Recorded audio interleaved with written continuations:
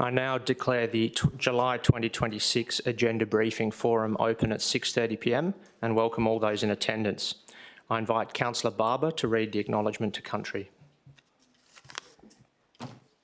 The City of Melville acknowledges the Bibbulmun people as the traditional custodians of the lands on which the city stands today and pays its respect to the Whadjuk people and their elders, both past, present and emerging. I'd also like to acknowledge and pay respect to the generations of migrants and their descendants who have helped build and shape the City of Melville into the wonderful place it is today. Thank you, Councillor Barber. I now draw your attention to the disclaimer on the screen.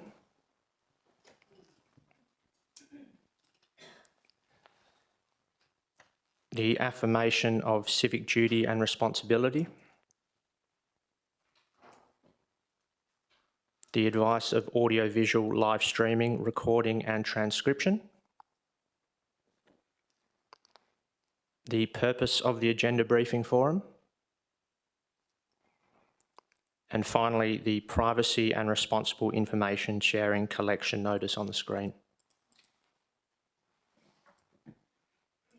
I take this opportunity to welcome the community in attendance in the public gallery and online. Tonight we will be discussing and making decisions on matters that you have an interest in. The City is committed to listening to the community, and I ask you to assist with our decision-making process through mutual respect, by not interrupting the meeting, by clapping or calling out. This will assist elected members in focusing the discussion, debate and outcome of the matters before them tonight. Should you wish to engage with the City on any matter, please make contact with the City or your elected members. If you're planning on asking a question during public question time and you haven't already submitted the question to us in writing, it would be appreciated if you could complete a question time form found on the table to your left and hand it to an officer prior to the commencement of public question time. Now, moving on to attendance and apologies, we have the following councillors attending electronically with my permission. Can you please confirm your attendance, Councillor McGoldrick?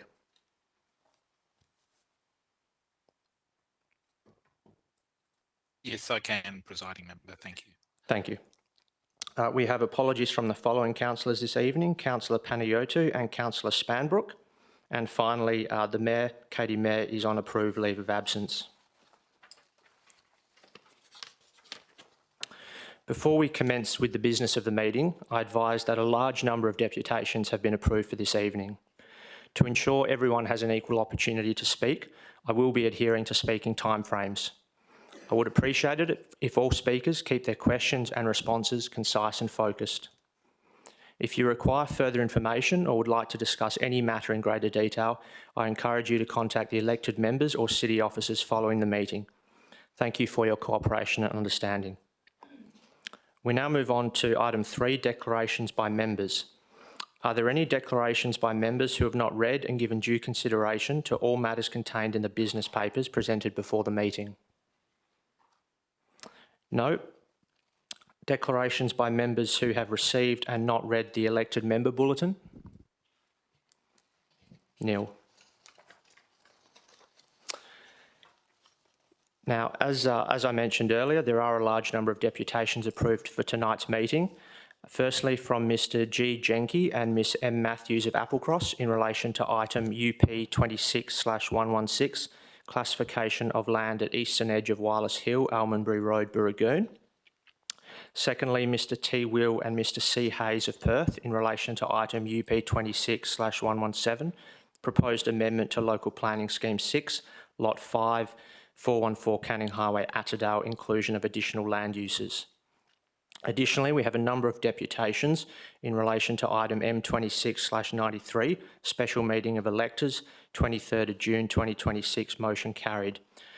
These are Dr E Wyon of Winthrop, Miss D Corbin of Willagee and Elkerno, Mr J Miotti of Leeming, Mr G Stapleton of Myaree, Mr A Seaward of Leeming and Mr D Coombs, and Mr C Brand of Winthrop.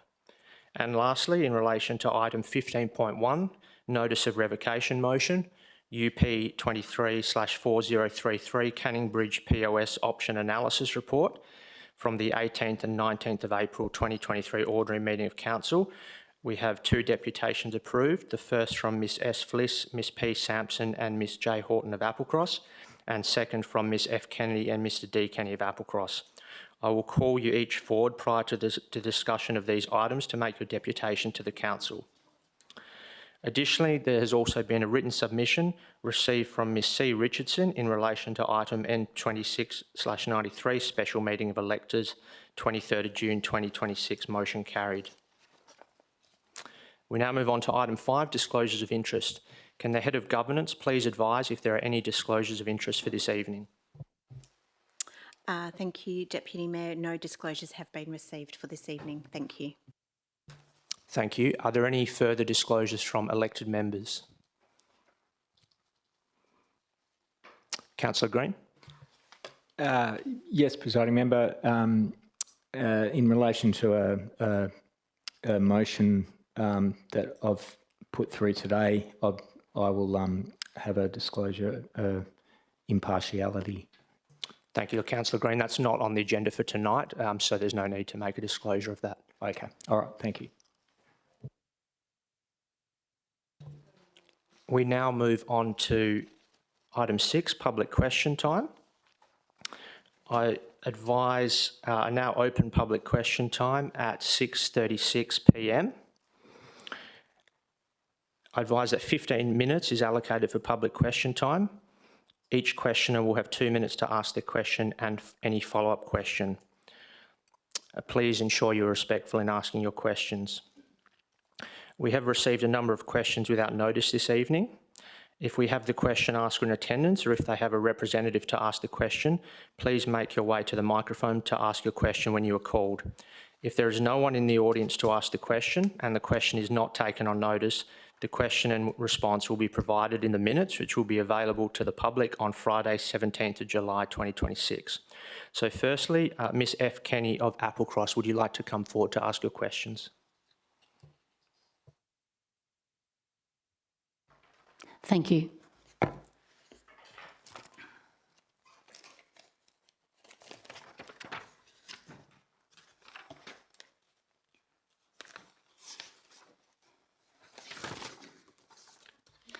Good evening, everyone. My first question is, given that the Council ratified and subsequently endorsed their decision to proceed with the rezoning and development of the Town Square project in 2023, why has the rezoning not been completed? Would you prefer me to ask all my questions because they're sort of interrelated? How many questions did you have? I've got about 5 or 6, but they're short, but they're interrelated. I think we might take them separately because we do have different officers responding to each one. So could I ask Mr. Varelis to please respond to that question? Through the Chair, thank you for your question, Ms Kenny. Council resolved in April 23 to support the site being identified as public open space through the Canning Bridge Activity Centre Plan review, and that recommendation was subsequently endorsed through the relevant planning process. However, the Activity Centre Plan recommendation did not in itself request rezoning of the land. It remains in the centre zone and within freehold ownership of the City of Melville. Can I just say that when Sorry, Ms Kenny, I will have to ask you just to continue with the questions that you've submitted. Sure. Thank you. Okay. Why is a statement of impact confidential and under a separate cover for this motion? Mr Yilditz, Director, Legal Governance and Risk, would you like to respond? And thank you, and through you, Deputy Mayor. Just confirming the statement of impact contains legal advice, and in accordance with the requirements of section 5.234A of the Local Government Act, the council meeting may be closed to members of the public to the extent necessary to ensure that the information is dealt with on a confidential basis. Okay. Is the City of Melville, you might have already answered this, is the City of Melville in breach of the Local Government Act 5.94, which mandates that public has the right to inspect agendas and interconnected reports? Mr Yilditz to respond. Thank you for your question, Ms Kenny, and through you, Deputy Mayor. There is no breach of the requirements under the Local Government Act. The right for the public to expect certain local government information under Section 5.94 is qualified by Section 5.956 of the Local Government Act, whereby the right to the public to inspect information is qualified and does not extend to information that is prescribed as being confidential. Okay. Did the city obtain legal advice for this revocation motion? Mr Yilditz. Thank you for the question, and through you, Deputy Mayor, yes, as noted in my answer to your earlier question. Does the impact statement contain any information that is entitled to legal professional privilege? Mr Yilditz. Thank you, and through you, Deputy Mayor, the City reserves its right to maintain legal professional privilege in respect of the legal advice received. Okay, so if the answer to 5 is yes, which it was, then can the information be redacted and the remainder published? Mr Yilditz. Thank you for your question, and through you, Deputy Mayor. Whilst the City reserves its right to maintain legal professional privilege in respect of the legal advice, notwithstanding there may be aspects of the statement of impact that may be redacted, further in accordance with Section 5.97 of the Local Government Act, Council may resolve to make the confidential information available for inspection. Okay. The last question, what is the total cost spent to date on the public open space Town Square project at Moray Mews, including pop-up events, forums, online surveys and preparation of concept plans, advertising, meetings, signage, demolition, work to clear the site, full-time employee to manage project 23-24? I'll ask Mr Coaten, the Director of Environment and Infrastructure, to respond to that question. Thank you. Through the Chair, some administrative and operational costs associated with the above work haven't been costed directly to the project. However, costs for items such as planning, design, demolition and direct staff time where it has been booked to the project is approximately $645,000 to date. Thank you. Thank you, Ms Kenny. I will now call on Ms E. Cole of Melville to ask the questions submitted.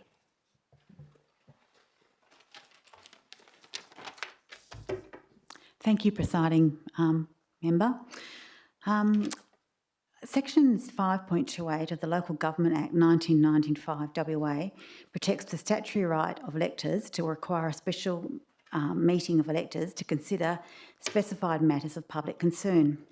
The provision is intended to provide electors with a meaningful opportunity to publicly consider and make recommendations on matters that have attracted sufficient community concern.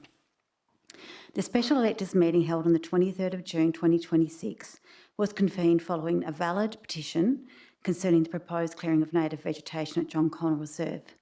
Prior to the meeting, an alternative motion was accepted by the City Administration that sought to bring forward the clearing works. That motion was subsequently debated, accepted and will be voted upon by the Council next week. Given that the motion would substantially progress the very matter that electors had petitioned to have considered at the special meeting of electors, on what legal or governance basis did the City determine that allowing the motion to proceed was consistent with the purpose and intent of Section 5.28? Please identify any legal advice, government policy, administrative guidance or statutory authority relied upon in reaching that conclusion. Thank you for your question. I'll ask Mr Yilditz, Director of Legal Governance and Risk, to respond. Thank you for your question, and through you, Deputy Mayor, and I'll deal with your questions because there was two parts to that question. Section 5.28 to Section 5.33 of the Local Government Act and Regulations 15 to 18 of the Local Government Administration Regulation sets out the legislative framework in respect of electors' special meetings. In particular, Regulation 18 of the Local Government Administration Regulations specifically refers to the procedure to be followed at a special meeting of electors is to be determined by the person presiding at the meeting. Motions presented to a special meeting of electors must be moved and seconded by electors, and they must relate to the purpose of the meeting.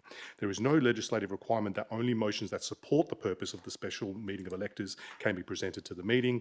On this basis, it was entirely appropriate for the electors and tenants to consider all motions related to the purpose of the special meeting of electors. In relation to your second question, Section 5.28 to 5.33 of the Local Government Act and the regulations, as I spelled out before, they set out the framework in respect of the special electors meeting. The conduct of the special electors meeting held on the 23rd of June 2026 complied with all of those legislative requirements, including in respect to the motions presented to the special meetings of electors. Thank you, Ms Cole. I don't believe we've had any other questions received from the... a further question from Ms Horton.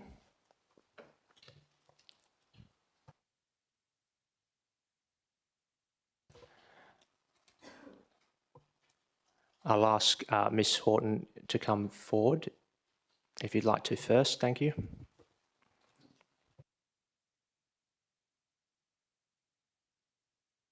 Apologies, Dr Horton. Thank you. My question is fairly simple.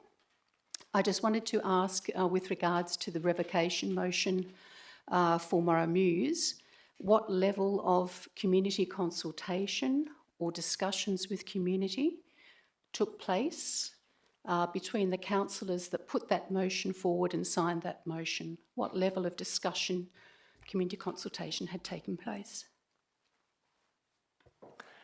I think we'll probably have to take that on notice because that's something that each of the councillors who signed it would need to respond to. So that may be something you wish to ask each of them individually. There are some in the chamber now, though. Couldn't they answer that question on their own behalf? This is really an opportunity for officers to respond to questions regarding items on the agenda, not individual councillors. I see. Okay. Were there any further questions? No, that was all. Thank you. And I believe someone else in the audience wished to ask a question. Dr Sanders, I believe. Please come forward to the microphone. Thank you. My question relates to the special electors meeting regarding the expansion of the Spartan Cricket Club's land. Motion 4, I was surprised to see it. I was in the overflow room and couldn't actually see that motion. And there weren't enough paper, agenda handed out. I queried this with the council and was told that it never appeared on the website because it was received too late. My friend also queried this because she'd looked at her phone at 6:22 and seen that it wasn't on the city's website. She was told that it was on the website and had been put on there the previous day and she needed to refresh her cache. So these are two clashing explanations for why motion 4 never appeared on the online agenda. Can somebody please clarify why there were two opposing answers to that question? Ms Newman, Head of Governance. Thank you, Dr Sanders, for your question, and through you, Deputy Mayor. The fourth motion was not published on the City of Melville website in the agenda for the meeting. It was subsequently published in the hard copies that were handed out the evening of the meeting. It was published separately, but it wasn't included in the agenda on the website. I see. Why were there so few agendas handed out? Ms Newman. Thank you, Deputy Mayor, and through you. We have a sustainability mandate, so we don't print out more than we think we're going to use. We worked with what we thought we were going to need on that night. And you couldn't print them off hurriedly because we didn't have access to them. The two groups on either side of us were in favour of the cricket club and weren't inclined to pass that along. So motion 4 hit us with quite a shock, and it was so consequential to the outcome of that meeting that we would have liked advance notice that it was coming. I hear it was on the screen, but because there were no chairs provided, we couldn't see the screen. Were there any further questions you wish to ask? Can I have an answer to... no, actually, I don't think I've asked a question, have I? I just wanted to point that out. Thanks very much. Thank you. There are no further questions from the audience, I take it? No, in which case I will close public question time at 6:50 p.m.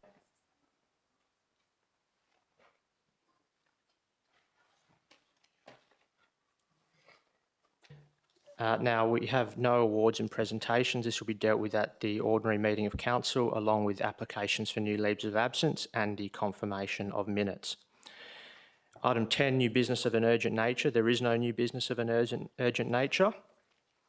Item 11, identification of matters for which meeting may be closed. So the following items have been identified as containing confidential attachments. These are C26/405, RFT 252639, supply of tree planting and watering services, and 15.1, notice of revocation motion, UP 23/4033, Canning Bridge POS option analysis report relating to the 18th and 19th of April 2023 ordinary meeting of council.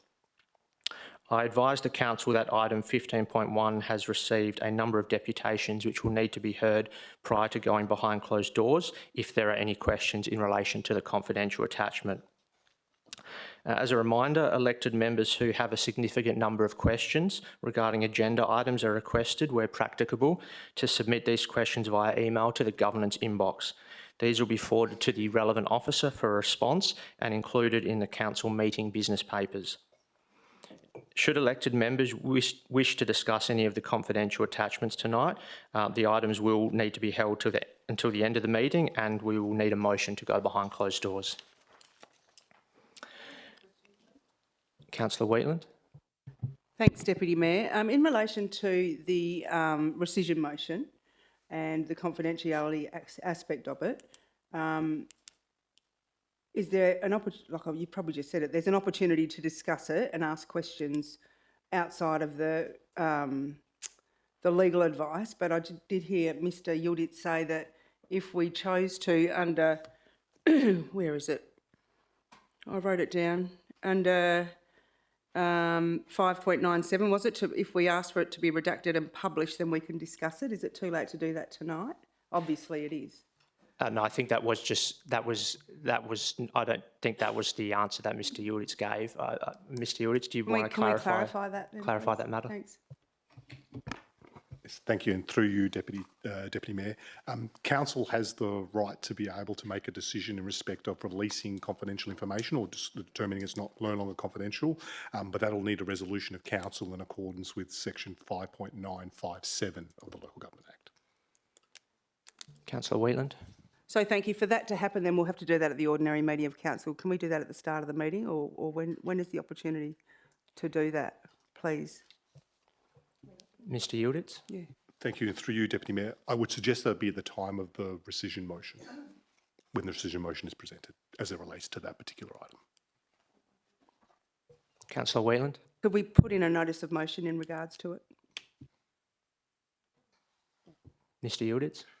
I don't think there's anything that prevents that, but I guess the order of the agenda would sort of dictate when that would be appropriate for that to be considered. Items 12 and 13 relating to petitions and the adoption of recommendations on block will be dealt with at the ordinary meeting of council.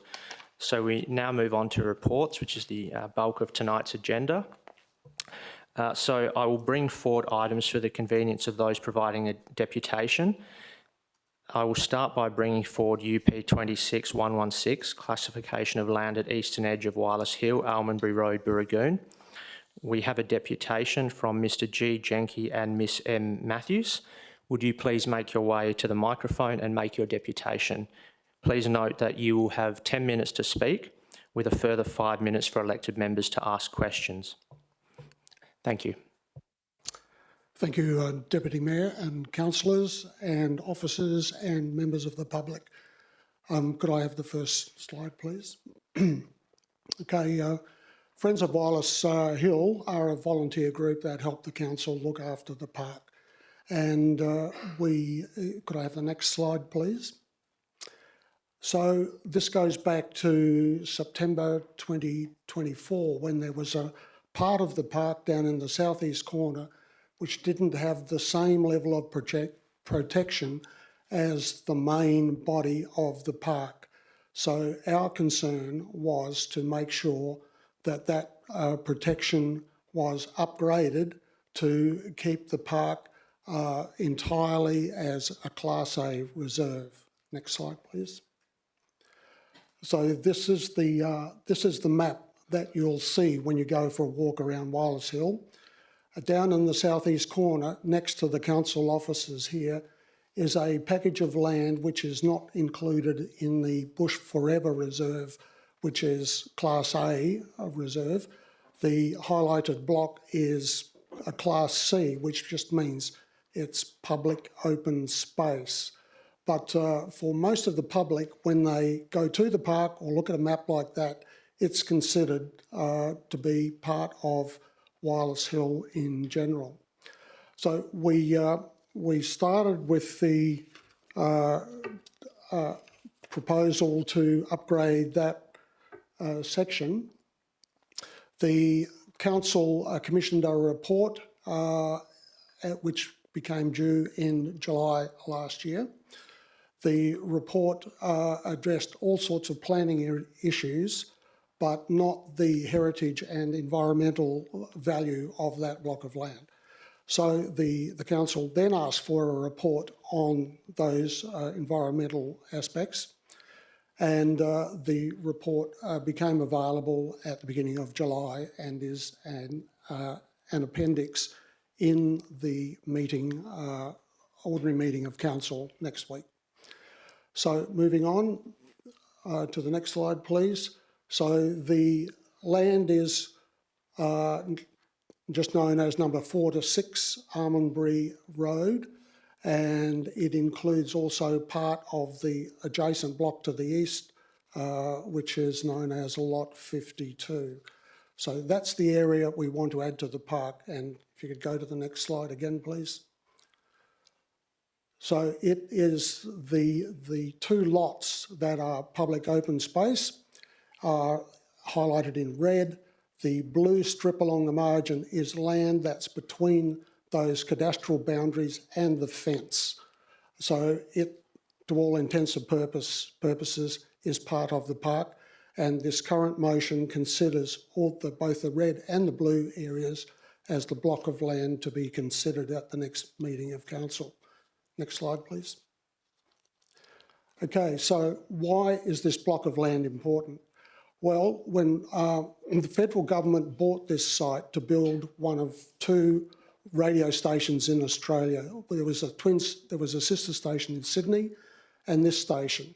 So they purchased the land, about 40 hectares, and they cleared all the bush for 300 metres from the base of the mast in the centre of that block of land.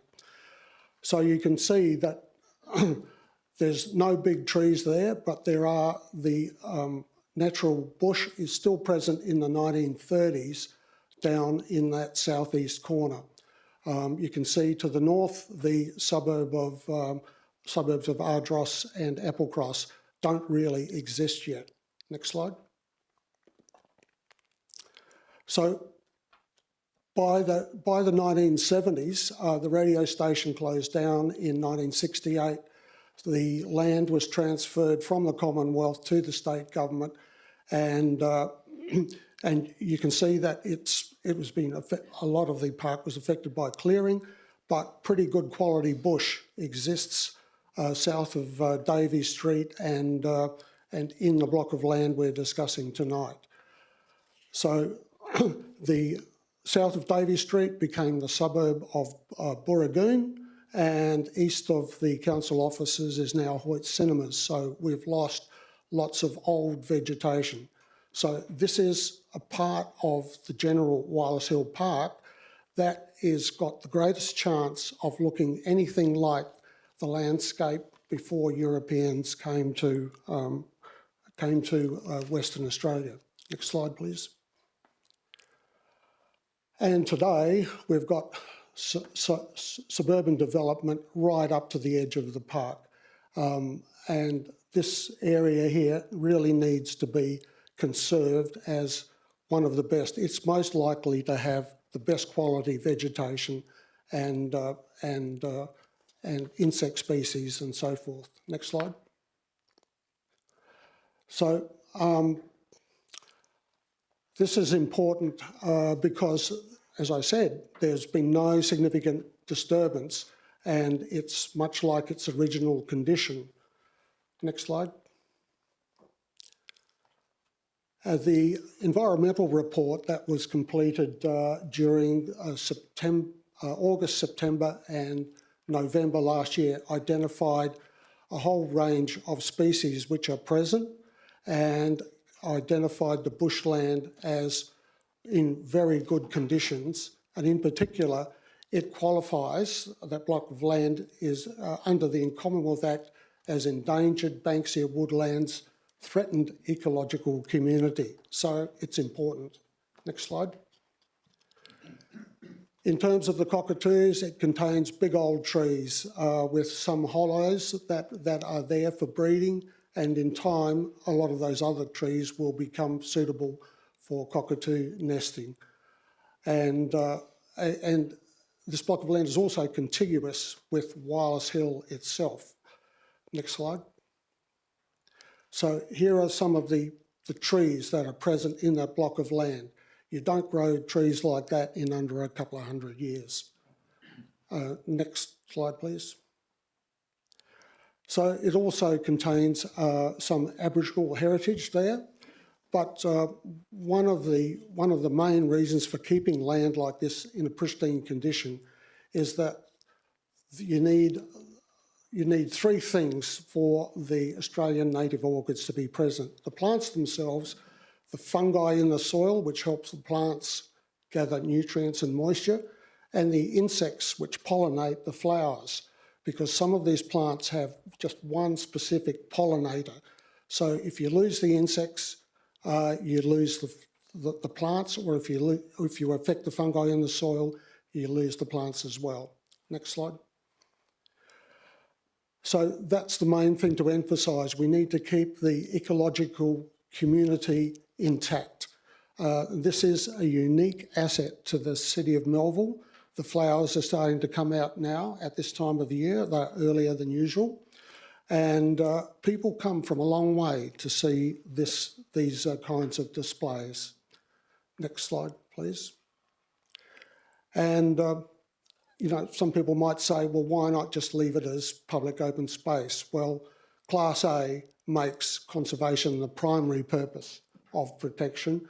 It's the highest level of protection, and it makes sure that this land is going to be there for future generations, rather than just relying on the good intentions of people not to disturb it unduly. Next slide, please. So just because it goes into Class A doesn't mean that it can't be managed, and it doesn't mean that people can't go there. So it's still accessible. Next slide, please. So to the members of council, we would like you to consider this, this item, and please support upgrading the protection of that land, because as we all know, once bushland is lost, it can't be replaced in under a very long time. Next slide. So thank you very much, and if any of people would like to have a walk around on a sunny afternoon in the park, it's just outside this building, we're happy to show you through. Thank you. Thank you very much, Mr. Jenke. I'll now ask elected members if they have any questions for Mr. Jenke. No. Councillor Ross?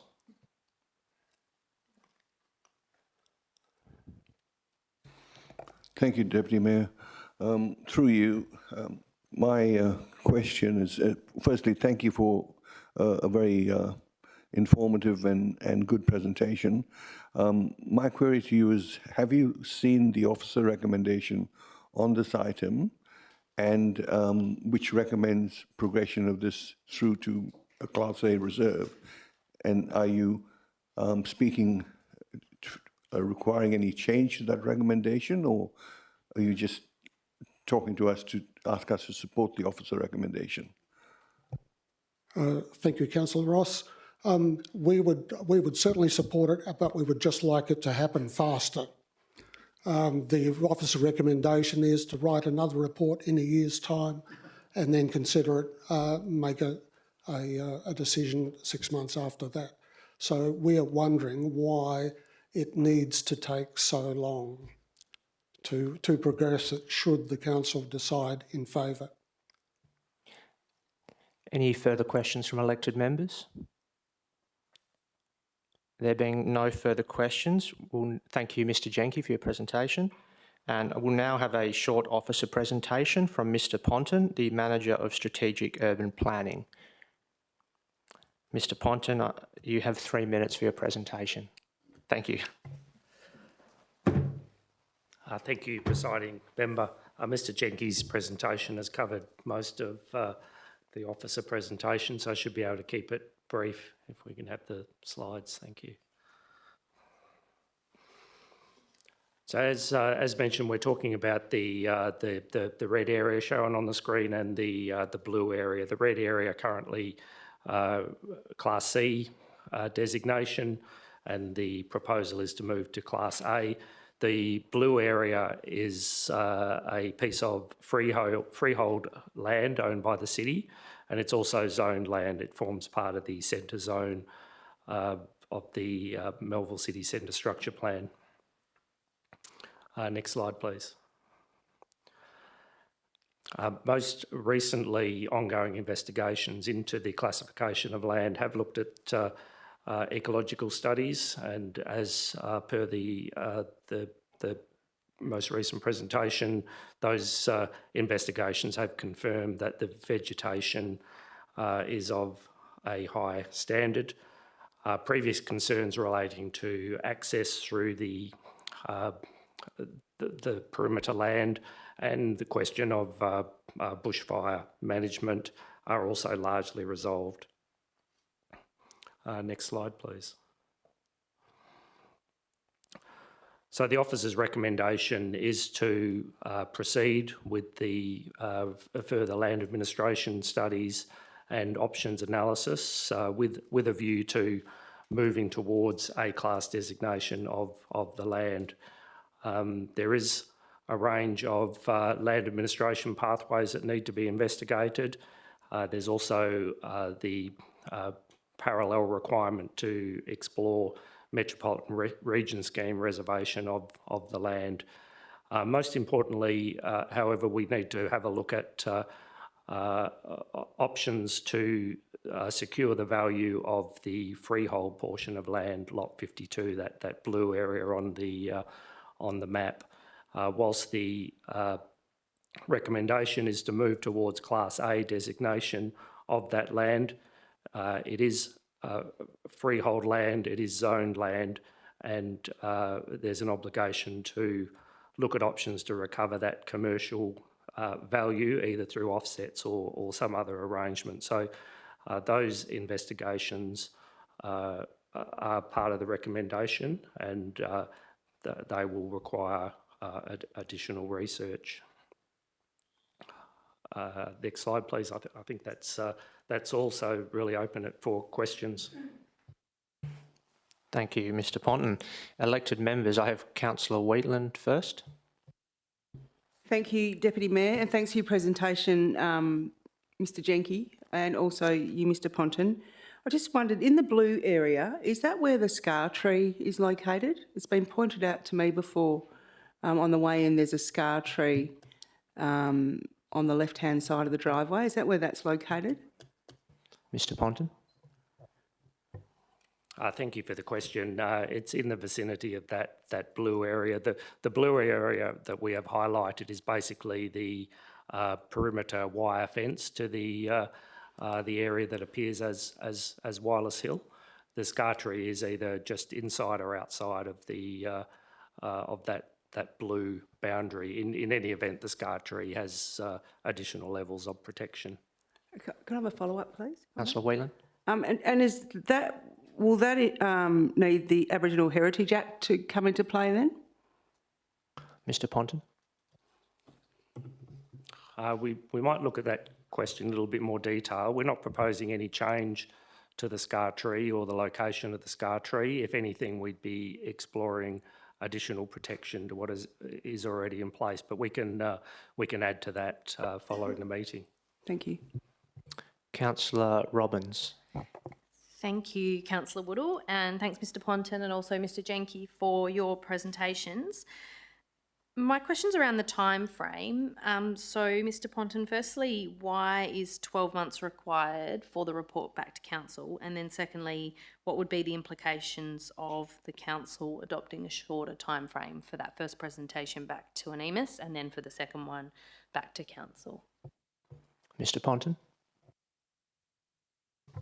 Thank you for the question. The 12 months is an estimate of the time and resources required to explore the issues, in particular the complications with part lot 50 or 52, the freehold land, the investigations there as to how that land value can be recovered through offsets or alternative compensation measures will require initial contact with state government. Will need to explore options under the Metropolitan Region scheme.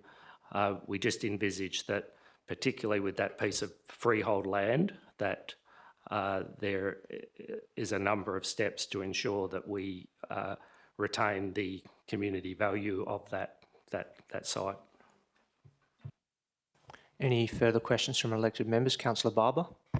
Thank you, Deputy Mayor. And just following on from Councillor Robbins' question, is there any chance of separating the two parcels of land so that one could be expedited? Like the freehold land is obviously more delicate and more complex, but is it possible to expedite the red zoned area to become an integral part of Wallace Hill? Mr Ponton. Thank you for the question. I think it's something we can look at. The arrangement with recovering the value of the freehold land effectively will become a negotiation with state agencies. We would have to consider whether or not separating the two parcels of land diminishes our negotiation position there. But again, it's something that we can explore and provide some further information. Any further questions from elected members?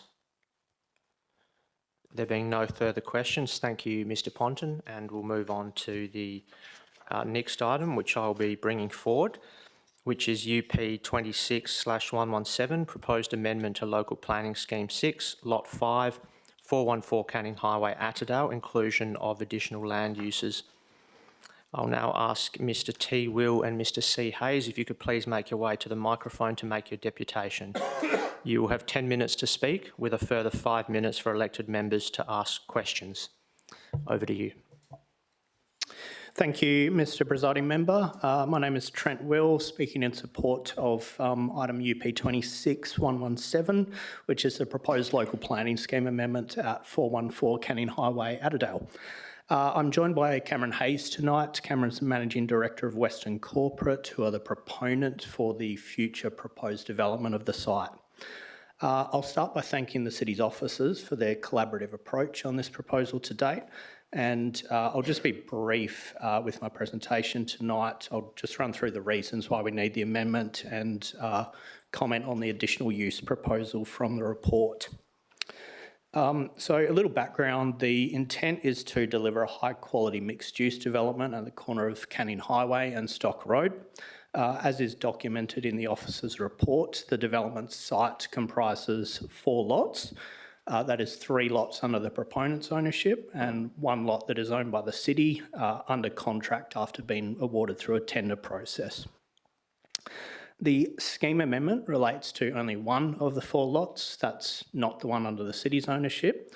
And this is simply because the lot in question, lot 5, is zoned mixed use, whereas the remaining lots are zoned centre. Now, usually different zonings across a site would not be too problematic. However, in this instance, the mixed use zone does prohibit many commercial land uses, including a shop, including a restaurant or cafe. These uses are quite important in the development. They play a key role in activating the ground floor, particularly noting its location within the Melville Activity Centre. So it is important for the site to be zoned to accommodate these uses. We have looked at whether a design could isolate the shop or the restaurant uses to the centre zone lots and perhaps leave lot 5 as car parking at ground level. But in discussing this solution, there was actually some concerns as to whether the car parking could be used by the shop or the restaurants if it's located on that separate lot and not zoned appropriate for that use. So we thought the best approach really to resolve this was to apply to amend the scheme. That has obviously been supported by the city's officers and is recommended in the report. Just finally, the approach that's been recommended by the officers is a little different to what we requested. We had sought for the zoning to be changed to centre, whereas the officers' recommendation is to keep the mixed-use zone but to permit the additional uses. We do maintain the rezoning to centre would be the best approach, and that's really just so we have a consistent zone across the development site. However, we do acknowledge the rationale put forward by the officers. This amendment has always been about tidying up the land use permissibility. There's no intent to change any height or setbacks or anything of that nature. So as such, whilst we would prefer a consistent centre zone across the site, we don't have any significant objection to the officers' proposed recommendation, and it is something we can live with. So on that note, I would again thank the officers for their assistance through the process. We would ask Council to support the initiation at next week's meeting, and both myself and Cameron would be happy to answer any questions. Thank you very much for your presentation. I'll now ask elected members if they have any questions. Councillor Robbins. Thank you, Councillor Woodall, and thanks for your presentation. My question is about the what you just mentioned there at the end about what your initial preference was, which was to change the zoning to Centre C2. So is the development application that you'll submit if this change is successful, is that the same as what you would have submitted had you gone down the other road that was your first preference?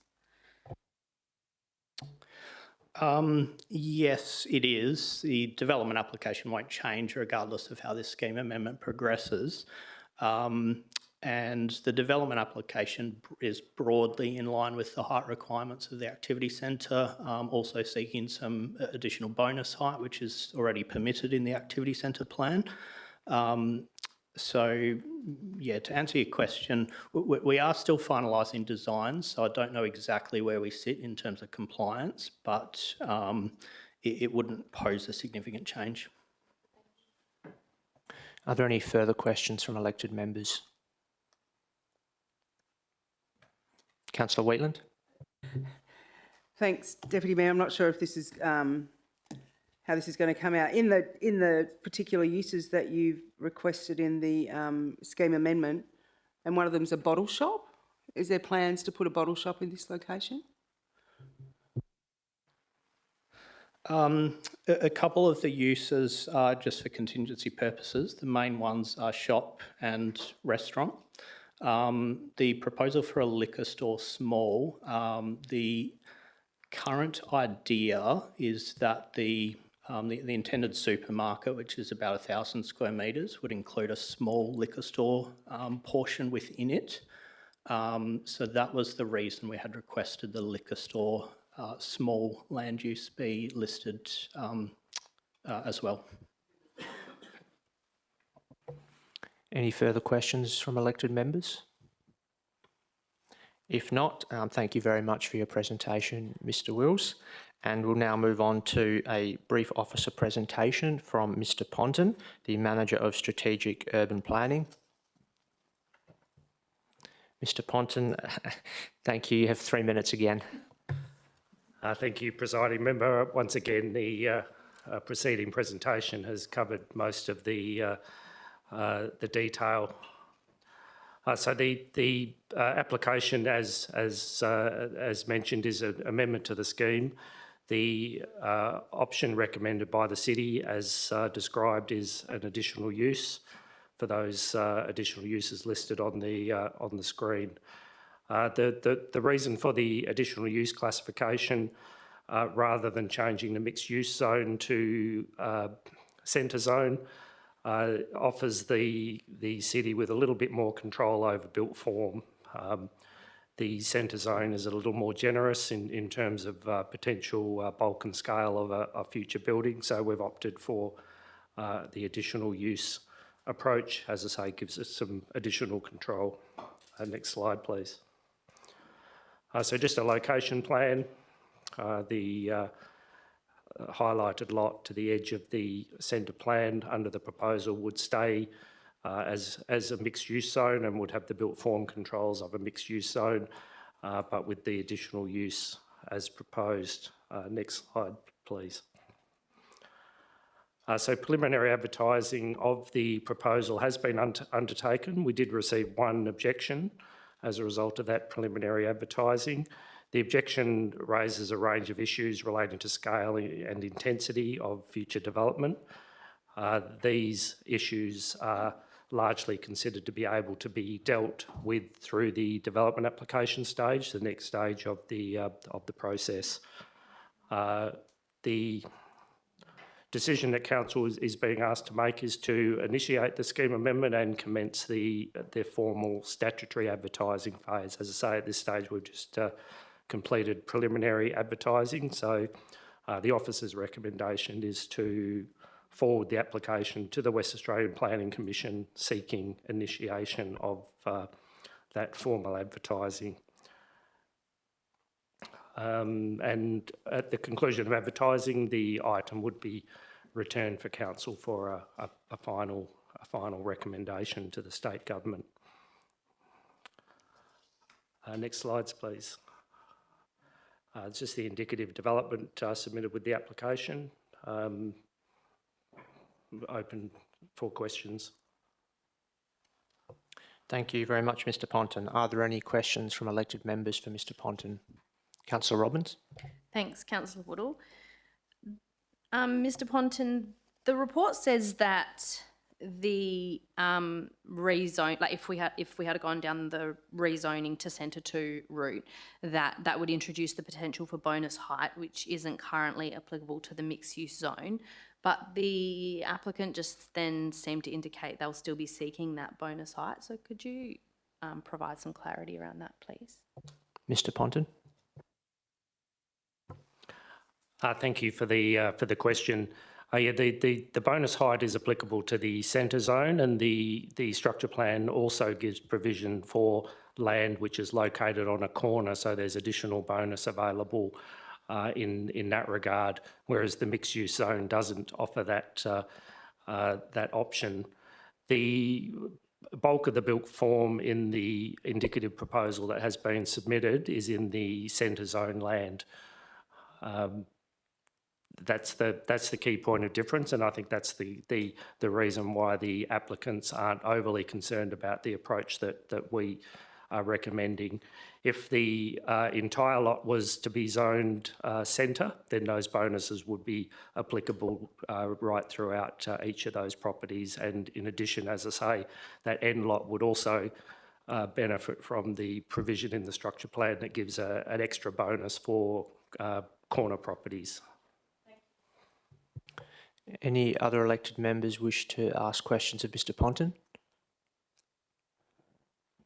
No, there being no further questions, thank you, Mr Ponton. We'll now move on to the next item which I'll be bringing forward, which is M26/93, Special Meeting of Electors, 23rd of June 2026, motion carried. I advise that a number of deputations have been received in relation to this item, each of which will be addressed in the order they were received. Additionally, there has been a written submission from Ms C Richardson, which will be included in the notes of the meeting. When I call your name, please come up to the microphone and make your deputation. You will each have 10 minutes to speak, with a further 5 minutes for elected members to ask questions. We'll start with Dr E. Wyon, Ms Corbin and Ms Curnow. Please make your way to the microphone to make your deputation. Over Good to you. evening, presiding member and members. I'm speaking on behalf of Diana Corbin and Leslie Curnow. So please have the first slide. So this issue is familiar to most of you, so I'm going to skip through the first few slides without giving a lot of detail, but you'll recognise this is the existing situation with the Spartan Cricket Club, the John Connell Reserve and the area proposed to be cleared in question. Next slide, please. This slide shows the original proposal for the expansion of the cricket club and the land that was proposed to be cleared on the right. So there is a bit of debate about how much actually will be cleared, but it's between 0.35 and 0.68 hectares to my understanding. I am not 100% clear or sure of how many trees there are, but I have heard the number of 209 mentioned in several places. So the trees to be cleared include the species listed: Banksia menziesii, Banksia attenuata, Banksia ilicifolia, Eucalyptus todtiana, and Alocasia fraseriana. Now, you don't not know what they are, but I'm going to show you in a minute. But in addition to that, there are a couple of other trees that are not necessarily called trees, but mudja and balga. So this is some photographs of the trees proposed to be cleared, and I list their names to the right. So that top screen shows Banksia menziesii and Banksia ilicifolia to its right with the white flowers. The bottom slide shows Banksia menziesii phi with Banksia. Next slide, please. This slide shows pictures of pricklebark, which is a Eucalyptus todtiana, and as you can see, that's a substantial tree. There's a couple of substantial trees in those photographs. So these are all pictures taken from the site by me in the last 2 years. Next slide, please. This next slide shows pictures of the vegetation alongside the fence line. So the top one shows Alocasia, which is the she oak, which is the brown tree on the left with the wispy leaves, and the trees on the right are basically Eucalyptus todtiana pricklebark. And the trees on the bottom part of the slide, the big tree is Eucalyptus todtiana, and the trees past the fence line are Banksia menziesii phi with Banksia. Next slide, please. Then there's a few other trees. The left side shows Banksia attenuata, which is a narrow-leaved or candle Banksia. And then the bottom slide shows Banksia menziesii with flowers in the canopy. Next slide, please. Now, this slide probably is very difficult to read. So I'll explain what it is, and I will give you a copy. You can see a copy of this. So this list here is a list of trees that the City of Canning monitored, measured and valued as part of establishing a tree register for the city. It is only trees that we have on the land proposed to be cleared. There are many others. There's about 300 trees in the whole register. This is on the public record. It's in the City of Canning meeting minutes from which I have copied this. And the reason you can't read is I wanted to show everything, just to show that this data is there. But I'm listing the trees, Eucalyptus todtiana, Banksia menziesii, attenuata and ilicifolia, because they're the ones that I'm particularly concerned about. So what the council did was actually ask an arborist to place a value on these trees. Now, most of these trees are actually right next to the Canning Vale landfill, in an area that's a bush forever site. That patch of bushland adjoins and is contiguous with parts of Kenhurst Park. Kenhurst Park is very close to the proposed area to be cleared. So that land for where these trees have been valued represent trees that are common and would be cleared as part of the development of the cricket pitch. The trees here numbered is 103. Doesn't look like 103 because the number of trees in one of these columns is 2, 4, 8 or 1, and the sum is 103. The total value of those trees, 103 trees, is $631,983. The average value is the number on the right, $6,420. And I remind you, this was done with an authorised, approved and well-used method called the Halliwell Tree Valuation Method, used around Australia. So the average value of those trees, there's 103 of them, is $6,420. If we now look at the John Connell trees, which is a mix of these trees, of which there are 209, the value of those 209 trees is $1,341,780.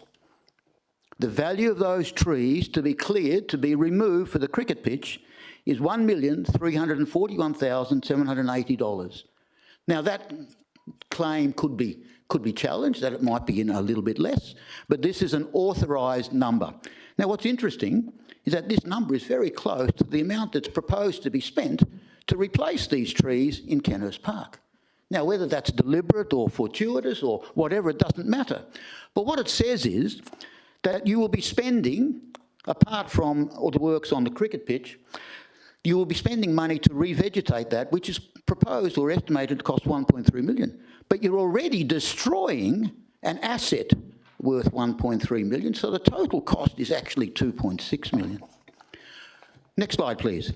So I and the Friends of Kenneth Park would love to spend that $1.3 million on Kenneth Park to revegetate tracks that we've asked to be closed and revegetated, and has been on the management plan for Kenneth Park for 20 years. However, we are not in this for ourselves or our group. We can do what we need to do on those management plans progressively if the City of Melville would just spend a little bit more than they currently do on it every year.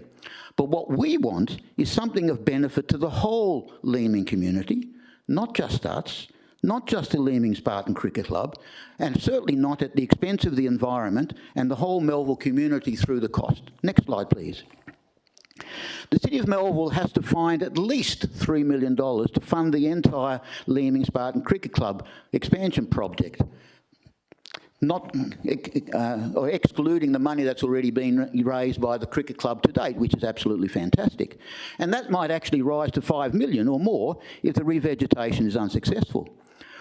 We should actually spend that money to properly remediate the John Connell Reserve and landfill, and rehabilitate and recreate the bush corridor between Melville Glades Golf Course and Roe Highway, which that area proposed to be cleared represents. Next slide, please. So it's not as if this plan... Next slide, please. It's not as if this, what I'm suggesting is unique and new. This was one of the recommendations of the John Connell master plan process that was held 2 years ago. I was part of that. I sat on all 4 meetings. Yes, there were 2 recommendations, but this is certainly one of them. And it was highly favoured, which is to put the cricket pitch on the western side of the landfill. Next slide, please. So the debate, the discussion and the approval process for the cricket club expansion to the east has taken 28 months so far. If a decision had been made in June 2024 to not put that master plan that I sat on and was handed down on hold, which was a project to construct facilities, including an additional cricket pitch, that would now be shovel ready or even have commenced, something that the petitioners at the meeting of the electors said could only happen with the current request to initiate the clearing of the proposed cricket pitch area immediately. So we have actually wasted 2 years and are likely to spend even more money than just one project. It would be better to spend that $5 million currently budgeted for the expansion of the cricket pitch in the proposed cleared area, implementing the master plan for John Connell Reserve as a whole, rather than having to spend 2 large sums of money on 2 projects. Let's get on with it and do it. Thank you very much. Thank you very much, Mr. Wine, for your deputation. We'll now move on to questions from elected members. Are there any questions, elected members? Any questions, elected members? Councillor Barber. I do this with some trepidation because you gave a particularly good argument this evening, Dr. Wayon. Thank you. I walked out and had a look at the area with fellow councillors, and there's a certain section of the 0.68 hectare which is fairly degraded. My question to you is the amazing calculation you did on the cost of the trees. Was it toward the south section or the north section? Was it because the cricket club are telling us that they're only going to remove 0.35 of a hectare, and so I'm wondering if it's the more degraded section, and to the toward the south where you mentioned is the pristine bushland. I'm wondering if that's where the bulk of these beautiful trees are. So I've could you been give to a the bit more site twice clarification? myself, and I have to acknowledge that a lot of the area is highly degraded. There's probably only a couple of 100 square metres that is bushland that's intact, but it doesn't contain trees. It's mostly low shrubs. The trees are in the rest of the reserve. They're on the fence line. They're on the landfill line. They're in the front at the driveway side. They're at the back. They're all over. I don't know where they are. I haven't actually done a valuation of each individual tree. I'd recommend the City of Melville actually do that and collaborate those numbers. I'd love them to do that. This is just an example. I have used the quoted number of trees that I did not count. I'm relying on someone else who made the count of 209 trees. Now, I don't know where they're situated. If the 0.35 hectare clears less trees, I'm happy to accept that, but I don't know what that number is. If it's 0.68 hectares, I don't know what that number is. I've just gone on the figure that's been published of 209 trees to be affected. Just to follow up, and I'm being the devil's advocate, Please. but I'm thinking you are a smart man, and why didn't you count the trees then? I've been in there. I looked for the orchid that was at risk. I looked to see that it was a Banksia woodland. But I tried initially to not take sides on this. As you may remember my initial deputation, I just put the issues to you to let you know what would happen if one or other of the options were instituted, like the difficulty in revegetation. So I tried to stick to environmental issues. But I have now recognised in my last 20 years of environmental advocacy that money is what talks. And we need to start looking at the money trail. And this is too expensive and not good value for money. As much as I said, I'd love your 1.3 million. I can do a lot with that. The revegetation probably will work, but you'll have to spend more than 1.3 million, I can be sure of that. I'd love you to do it. But I don't see that as good value for the Melville City community. So I'm taking the broader view. I'm not taking a self-interested view. Any further questions from elected members? Councillor Wheatland. Thank you, Deputy Mayor, and thanks again, Dr. Wyon, for your deputation. Look, in 2021, when this first came across the table, I went for a walk out there with former Councillor Thomas Fitzgerald and former Director Mick McCarthy, and the area was much more degraded than what it is now. Would you agree with that? No. No? No, I've been there probably 3 or 4 times over the last 4 years. The first time I went, I thought it was pretty bad, but now my eyes have got used to it and accepted it as bad. I don't think it's looked worse or better. It's just bad. Okay. The trees are fantastic. They're old, they're ancient, highly valuable. It just needs good understory underneath it, and that can be done. Okay. That's it, thanks. Any further questions from elected members?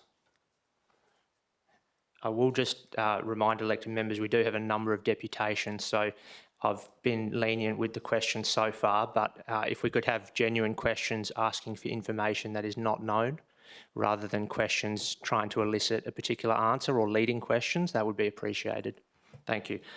Thank you, Mr. Wyon. We'll now move on to the next deputation, which is from Mr. Miotti. If you'd like to come forward and please make your deputation. Over to you, Mr. Miotti. Thank you, Deputy Mayor.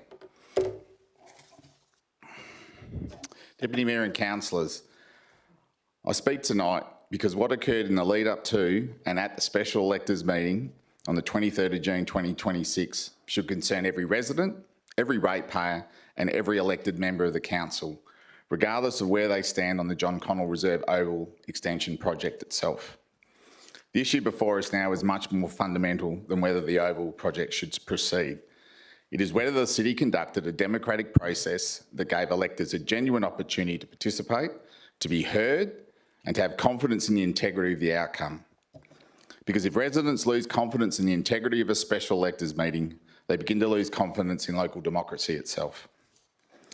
More than 410 verified electors signed a petition requesting this special electors meeting. That represents one of the largest petitions presented to this council in recent years. Yet the city selected a venue capable of accommodating only 150 people. Those two numbers simply do not reconcile.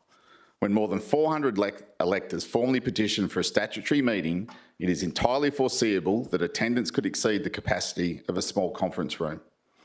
Instead, electors attempting to register repeatedly encountered a booking system displaying the meeting as sold out. Whether or not that accurately reflected the number of people who ultimately attended, it undoubtedly conveyed the message that there was little point attempting to participate. Whether or not that accurately reflected the number of people, participation in local democracy should never depend upon whether someone happened to register at exactly the right time. As lead petitioner, I myself was placed on the waiting list. If the person responsible for lodging the petition could not initially secure a place at the meeting, what confidence could other electors reasonably have that they would be able to participate? Whether intentional or not, the practical effect was that many electors were discouraged from attending one of the most significant community meetings this council has conducted. That issue alone deserves an independent review. Equally concerning was the management of voting. The Local Government Act provides that only electors are entitled to vote at a special electors meeting. Yet to my knowledge, no formal process was undertaken to verify that those voting were in fact eligible electors. If that understanding is correct, then the City has no reliable means of demonstrating that every vote cast complied with the Act. Let me be very clear. I'm not alleging that ineligible people voted. I'm saying that the process itself was incapable of demonstrating that only eligible electors did vote. This is an important difference. Democracy depends not only upon honest participants, it depends upon processes that inspire public confidence.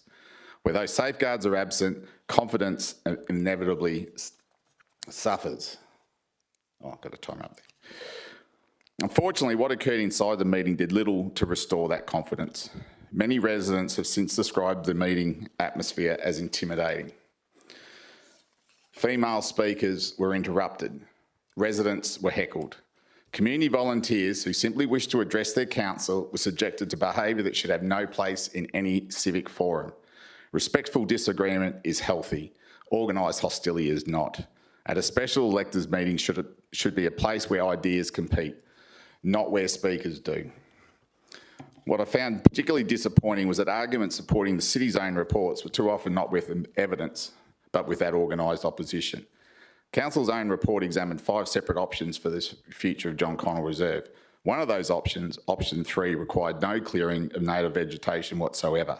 It remained entirely within the existing reserve footprint, which is greater than the WACA. It is greater than the WACA.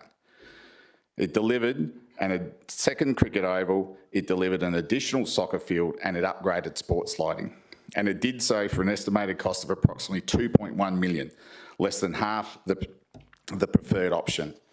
Most importantly, that report from the April minutes expressly states all field concepts under each option meet the minimum requirements under Cricket Australia's Community Cricket Facility Guidelines.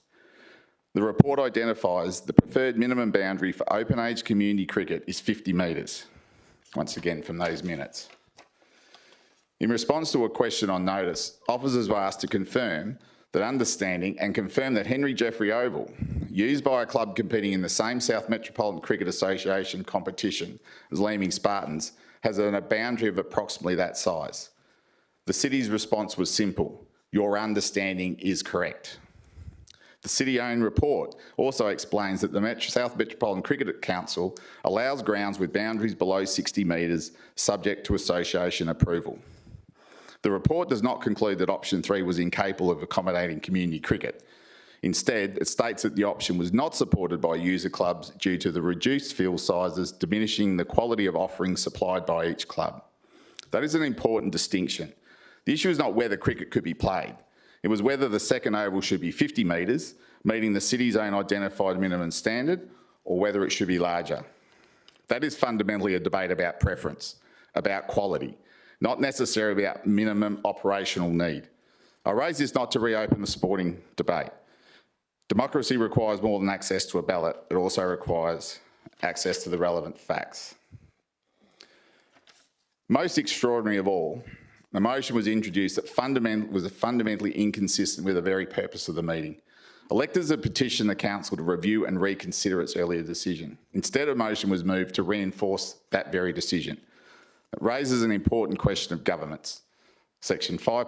Look, I'll leave that because we've talked about the 5.28. You have addressed that. I'll give you that.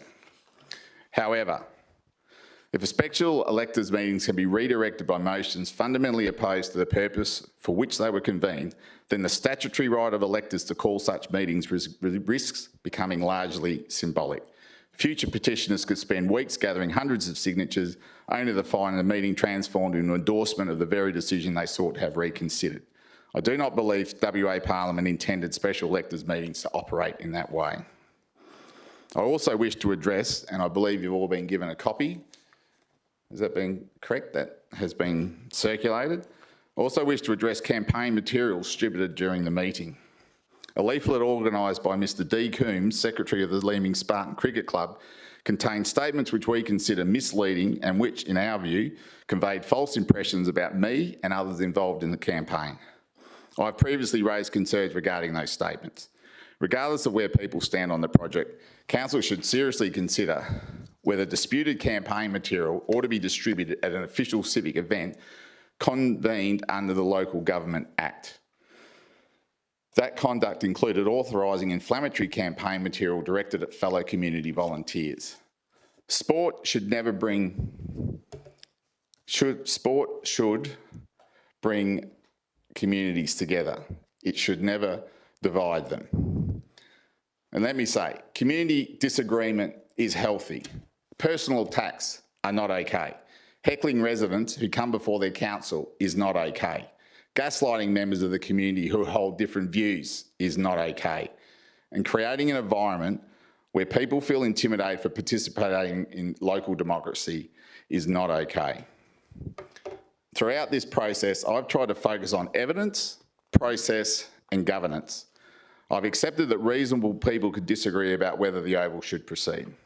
What I cannot accept is a democratic process where participation appears restricted, voter eligibility cannot be demonstrated, respectful debate deteriorates into organised hostility, and important evidence contained within Council's own reports never becomes part of the broader public discussion. Councillors, this is no longer simply about John Connell Reserve. It is about confidence. Confidence that petitions matter. Confidence that special electors meetings are genuinely accessible. And confidence that only eligible electors vote. And confidence that every resident, regardless of their view, will be treated with respect when they engage with their council. I therefore ask the City to commission an independent review into the planning and administration of this special electors meeting, including venue selection, registration arrangements, elector verification, audience management, and the distribution of campaign material. Not because we can change what's already occurred, but because we can ensure that no future special electors meeting leaves residents asking whether the process itself was worthy of their confidence. Because once confidence is lost in local democracy, it's extraordinarily difficult to regain. Thank you. Thank you very much, Mr Miotti. I'll now ask if any elected members have questions for Mr Miotti.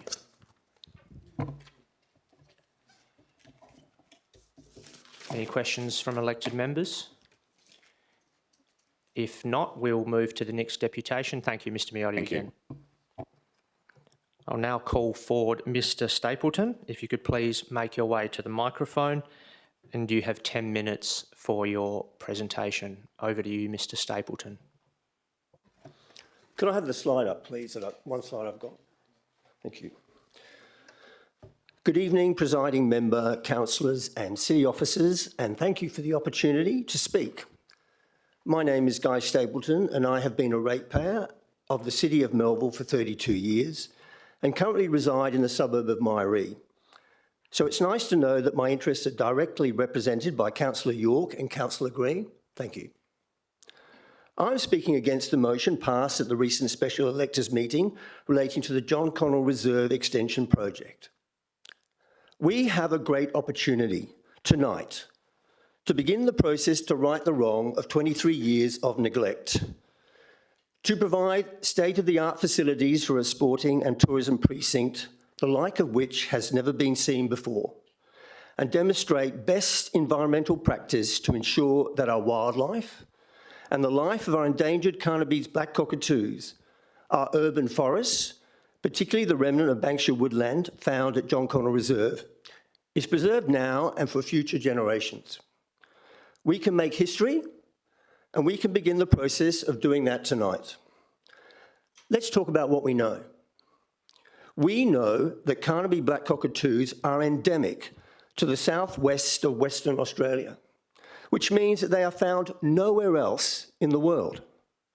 We also know that they regularly use the remnant Banksia woodland at John Connell Reserve as an important feeding and resting habitat. Their numbers have halved in the last 200 years and continue to drop.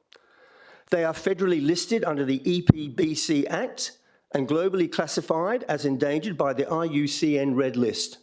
They are facing habitat and food loss. Let's talk about this food loss. The removal of not 1, not 10, but between 100 and 200 mature Banksia trees is food loss. You might be thinking that if you cut down a tree, you just need to plant another one. Wrong. Carnaby's black cockatoos need the seeds of a mature Banksia tree. It can take between 5 to 15 years to develop these dense, viable seeds. They don't have that time to wait for seedlings to grow. They will die. My first public response question being asked in 2 weeks' time is, what specific data or ecological advice did Council rely on to determine that transplanting Banksia trees or planting young tube stock seedlings would adequately support the immediate survival of the local Carnaby's black cockatoos population? The City of Melville answer will be an interesting one, seeing as many experts consider survival rates for seedlings to be well below 70%, and for transplanting mature Banksias, 0%. The remnant Banksia woodland is not on private land. It is on city-controlled land, and the City of Melville wants to remove up to 0.65 hectares of it. It goes against all the policies that the City of Melville has spent years developing, including the Black Cockatoo Conservation Action Plan, the Urban Forest Strategy Review 2024, the Urban Forest and Green Spaces Policy, and biodiversity and wildlife protection. To compensate for this loss, $1.3 million is being allocated for an environmental offset at Kenhurst Park. DEWA has considered the loss of this land so critical that they have insisted the City of Melville plant 30,000 seedlings, guaranteeing a survival rate of 70% to the end of the 4th year of monitoring, and weed coverage to be equal to or less than 5%. A very tall order, and penalties are attached if these conditions are not met. Excuse me for a moment.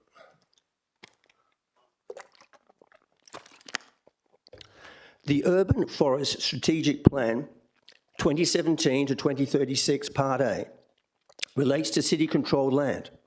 It was developed with the input of a community reference group whose consensus view was that the purpose of an urban forest is to provide a healthy and peaceful environment which nurtures the well-being of all natural and human communities that reside within it.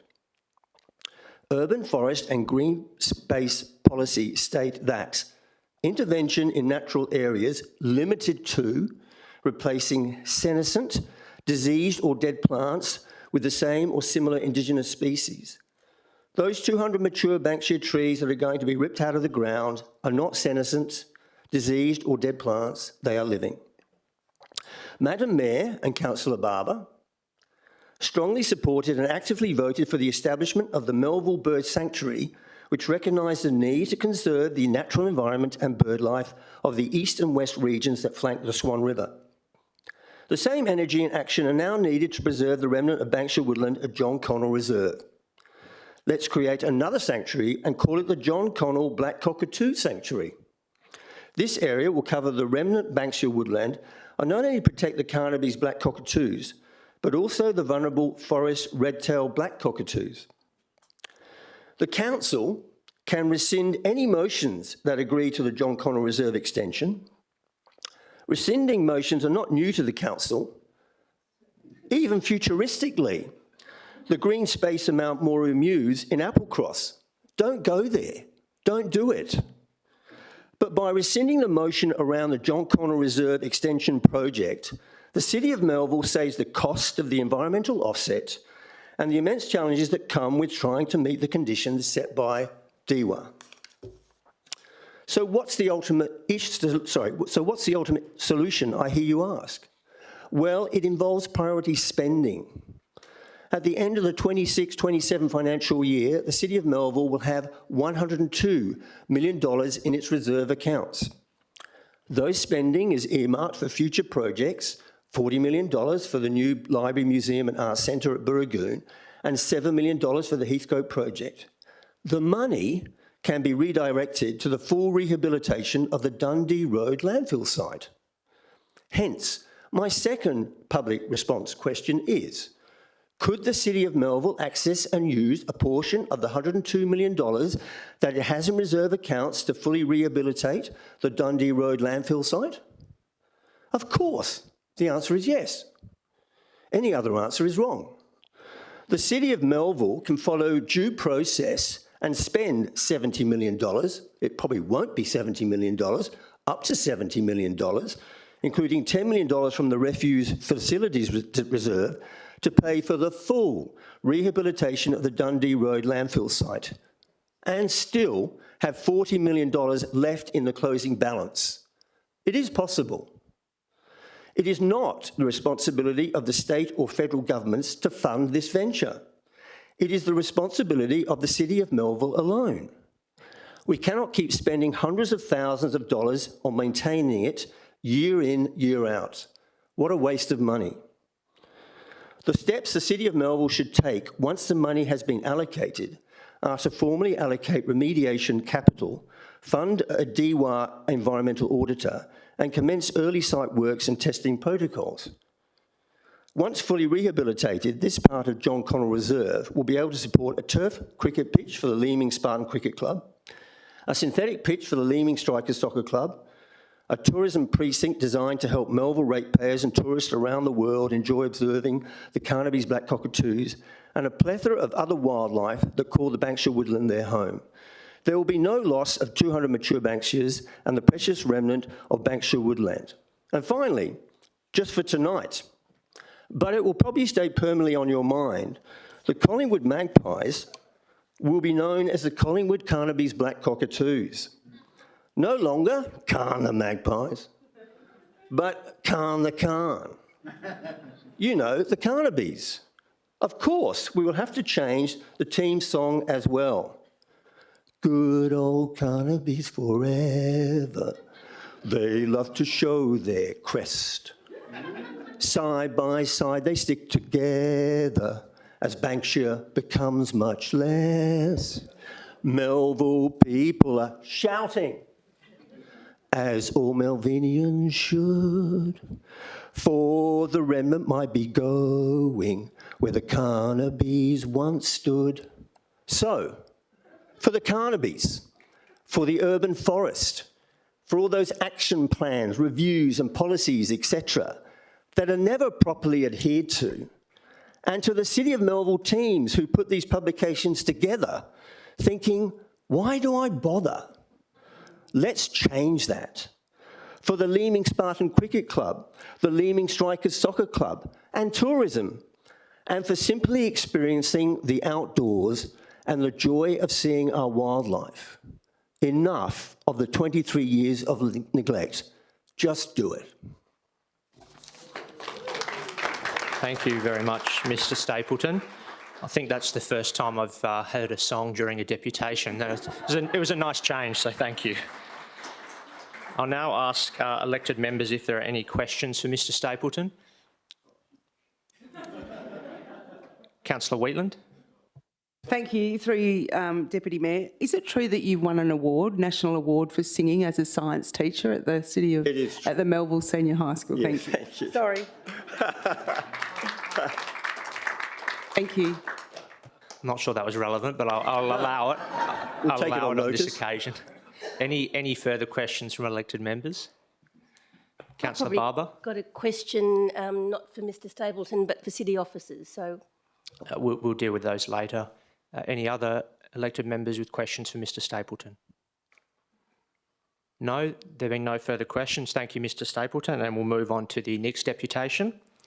So the next deputation is from Mr Seward and Mr Coombs if you could please make your way to the microphone to make your deputation, and just a reminder that you will have 10 minutes.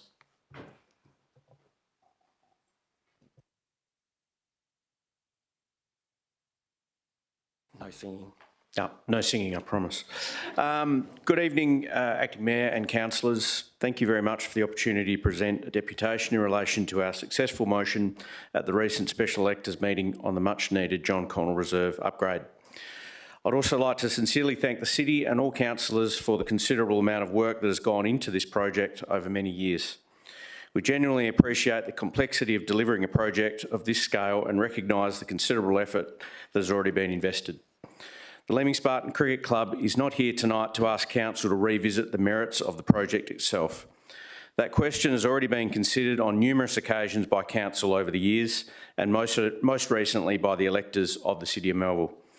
After hearing the arguments, electors emphatically rejected the three motions seeking to pause, revisit or remove funding from the project, and instead carried our motion requesting that the City bring forward the commencement of the clearing works and adopt a staged approach to delivery. Having carefully considered the officer recommendation, we respectfully believe there remains a practical opportunity to stage the project in a way that allows the time-critical works to proceed without compromising the remainder of the development. In our view, these two objectives are not mutually exclusive. The club is not asking Council to reduce the scope of the project or bypass any statutory approvals, procurement requirements or environmental obligations. We fully support those processes. What we are asking is that the sequence of delivery be reconsidered as supported by electors at the special meeting. As you know, the most immediately critical component of this project is the clearing permit. By contrast, the floodlighting, revised sporting layouts and other improvements are not constrained by the same immediate timeframes. There is therefore a logical opportunity to focus first on the components that are genuinely time sensitive while delivering the remaining elements in accordance with the broader program. Importantly, this approach would not alter the current operation of John Connell Reserve. Soccer would continue using the existing pitches, cricket would continue using the existing wicket and field alignments, and the current floodlighting would remain in place until a later stage. In practical terms, there would be virtually no disruption while the clearing and field extension works were completed. The officer report notes that detailed design, approvals and procurement are expected to take at least 12 months before clearing can commence.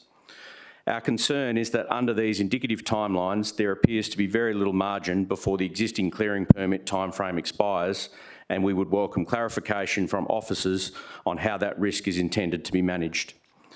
That's why our motion tonight is designed to bring the works forward by 1 quarter to ensure the Council's previously passed decision can be delivered.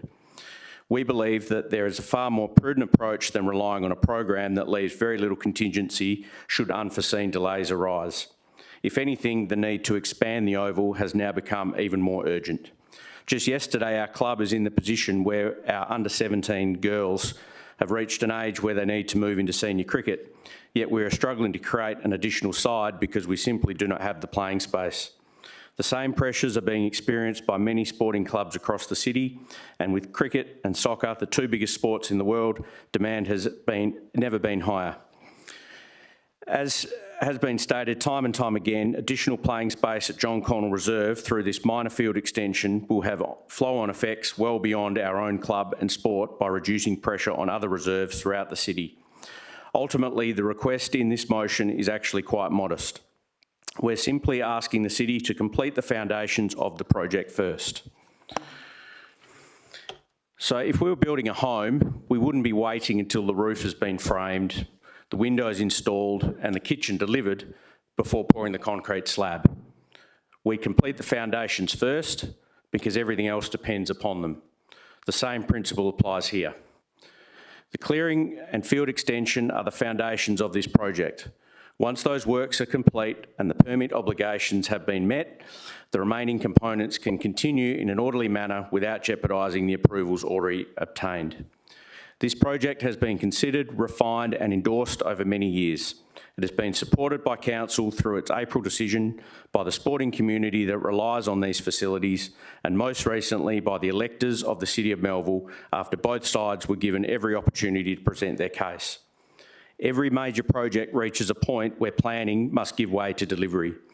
And after more than a decade of planning, consultation, environmental assessment and compromise, we believe that point has now arrived. City officers have invested an enormous amount of time and effort into getting this project to where it is today. Our volunteers have done the same. Together we have worked through complex planning issues, environmental approvals, funding challenges and community consultation to reach this point. We sincerely thank everyone involved for that commitment, and we believe the best way to honour that work is to ensure the project is delivered in a timely and practical manner that adheres to the time constraints with clearing. In closing, this motion does not ask Council to change the project or its previous decision. It simply asks Council to adopt a sequence of delivery that allows the time-critical components to proceed first, while the remaining elements continue through the normal process. We respectfully believe that the most practical and responsible way to deliver a project that the Council has endorsed, the community has reaffirmed, and the City's sporting clubs have been waiting many years to see realised. We therefore respectfully ask you to please support our motion. Thank you, and we'd be pleased to answer any questions. Thank you, Mr Seward. I'll now ask elected members if they have any questions. Councillor Robbins. Thanks, Deputy Mayor. Thanks for your presentation, Mr Seward. I've got two questions, if that's okay. The first one is, the main reason I struggle so much with this project and supporting it, and why I'll struggle to support the motion from the electors meeting, is because I can't get past my thought that Beasley Reserve is just such a great option to play cricket. So can you just explain to me, I just want to hear it from you guys, why that is an unacceptable option for you? I'll take that one. Thank you, Councillor. Look, that's something we considered at length, and we had multiple discussions with the city and with the footy club, who we're all associated with. The classic, unfortunately, came just the other day when over in Victoria you had a young fella pass away. He died because he got tackled and landed on the cricket field. So, quite frankly, that's opened a whole discussion, and rightfully so, as to whether that's a viable thing that can be done. And ultimately, the case is pretty apparent that no, it's not a viable option to have cricket wickets on football fields. Thanks. I believe Melville Reserve, the cricket pitch is covered with turf in winter for the footy, and I'm sure that can be done at other fields as well. But so hopefully there's some other answers to that question. I'll be happy for you to contact me later with those. But I'll move on to my second question. So officers have stated that if the revegetation has a low success rate, which Dr. Wayon has said is likely, that the city will have to keep sinking more and more money to ensure an acceptable success rate of the revegetation. What do you say to the City of Melville ratepayers who will have to foot the bill for that? The requirement to do the revegetation was obviously something that DEWA had put as a condition of the clearing permit, and so therefore it was absolutely paramount, and understandably so. I mean, if you're clearing any area, you want to revegetate and provide some sort of offset. So it's unfortunate that it's been scoped and costed as high as it is, because it is a lot of money, 1.3 million, as Dr. Wajon said. He would welcome the funds, of course, but to do a line-by-line cost breakdown, we haven't seen that, and ultimately the scale and the size that we have to do, which is 7 hectares, is an enormous amount, given the fact we're doing 0.35 or 0.68 or in between. So though that was ultimately taken out of the hands of the club and the city when the permit was put in. But rightfully so. I mean, residents have the ability and the capacity to ask those questions, and ultimately that was a requirement of D1, not what the club had advocated for. But in order to pursue with this and do the clearing, ultimately it's going to result in a good outcome for the environment, given the scale of offset that's going to eventuate. Councillor Ross. Thank you, Deputy Mayor. Through you, as part of the deputation, the statement was made that the electors of the City of Melville made a decision at the special meeting of council. I note that the club was very importantly announced that no IDs were required. Why was it necessary for the club to make that point that no IDs were required? So how do we know that all of the people who voted were in fact electors? Well, you'd have to raise that with the city themselves, given the fact that they were the ones that conducted the meeting. I mean, ultimately, when you go to vote at a state or federal election, you don't give ID. And besides that, and beyond the point, that's not the responsibility. No, you don't. Sorry, you don't. I thought we got told not to interject, but anyway. Please just respond to the question. Yeah. Thank you. So ultimately, no. The city's conducted the meeting accordingly, and they've done this before. So it's not for the cricket club to sit there and determine who's an elector and who's not. But what I can say from a fact is I wasn't allowed in, and I had to sit down at the bottom, and I wasn't even allowed to speak or participate. So as the secretary of the club, it would have been easier to have been able to do that, but that was a sacrifice that we had to make to ensure that we adhered to everything that was required. Councillor Ross, you have a follow-up? Thank you, Deputy Mayor. Yes, the follow-up is that you haven't answered the question, because the question is, why did the club consider it necessary to emphasise the fact that no ID was necessary? That's on the flyer, is it? Is that where that's come from? Yeah. I think we'll move on. The club hasn't done any Facebook posts or made any communication in relation to that, so I don't know where you're getting that from. It was on the Facebook page. The club hasn't posted anything on the Facebook page. I do the Facebook page, so I know it's not. I think we'll avoid getting into a back and forth. I'll move on to Councillor Barber. Thank you, Deputy Mayor. Gentlemen, thank you for your presentation. And Mr Biotti, in his deputation, questioned the need for a 60-metre boundary versus a 50-metre boundary. If it was 10 metres less, that might assist with clearing. Can you explain to me why you need a 60-metre boundary? Yeah, that was one of the options that was presented back in April of the 4 or 5 to have 250 metres. The reality is 60 metres is minimum. You should really be having about 65, and that's because it's a safety thing. It's critical that if you're going to have fully grown adults and men, that and if anyone has watched cricket, you'll see that a 100-metre hit is pretty common. The reality is, yeah, when you have two grounds side by side, having them 60 metres, 50 metres, you don't want to be fielding out in the boundary getting clonked in the back of the head by a cricket ball from the ground next to it. Councillor Wheatland. Thank you. I've just got 2 quick questions, and thank you. I missed your deputation. I had a call from my daughter. But is it normal? I mean, firstly, is John Connell a turf wicket? No, synthetic, yeah. Okay. And I just want to make the point that women can hit balls 100 metres as well. But is it normal for when they've got 2 ovals side by side for the fixtures to be on concurrently? Sorry, what was that? Is it normal for when you've got 2 ovals side by side in Western Australia or across Australia? Is it normal for 2 fixtures to be played concurrently at the same time, that means? Yep. I've got one last question. Do either of you know who Pigeon Pike is? No. Okay.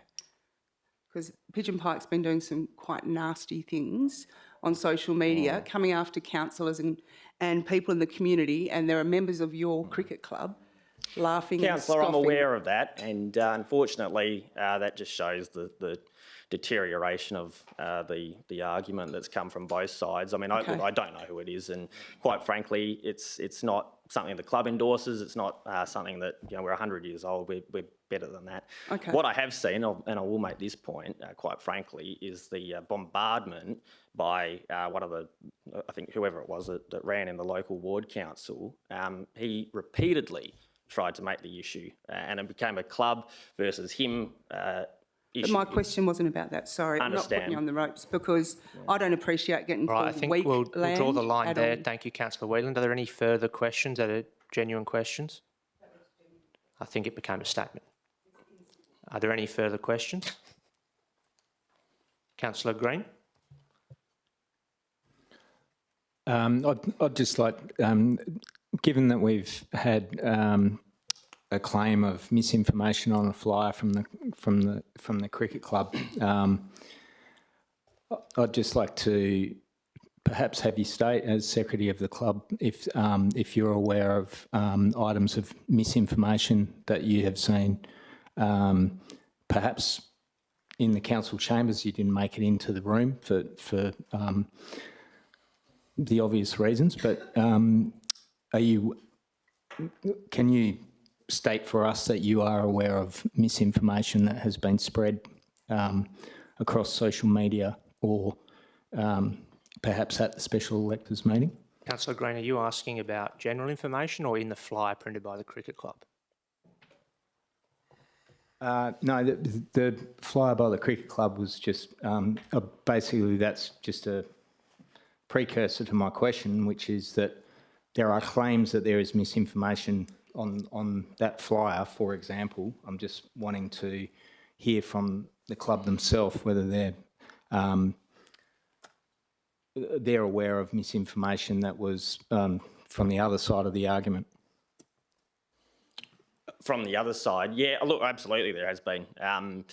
One only needs to go on the Facebook page of the Tree Canopy Advocates group to see that, but there was one that comes to mind spread recently that they'd put up, and it was, I don't know if it's still up there, but it already had 2 ovals and we were going for a 3rd, which was a shock to all of us at the cricket club, but we welcome that. Are there any further questions from elected members, specifically that relate to the club's role and information that they can provide? No further questions. Thank you very much, Mr. Seward and Mr. Coombs. We'll now move on to our last deputation on this item, which is from Mr. Brando. Mr. Brando, if you could please make your way forward to the microphone to make your deputation. You have 10 minutes. Thank you. Thank you.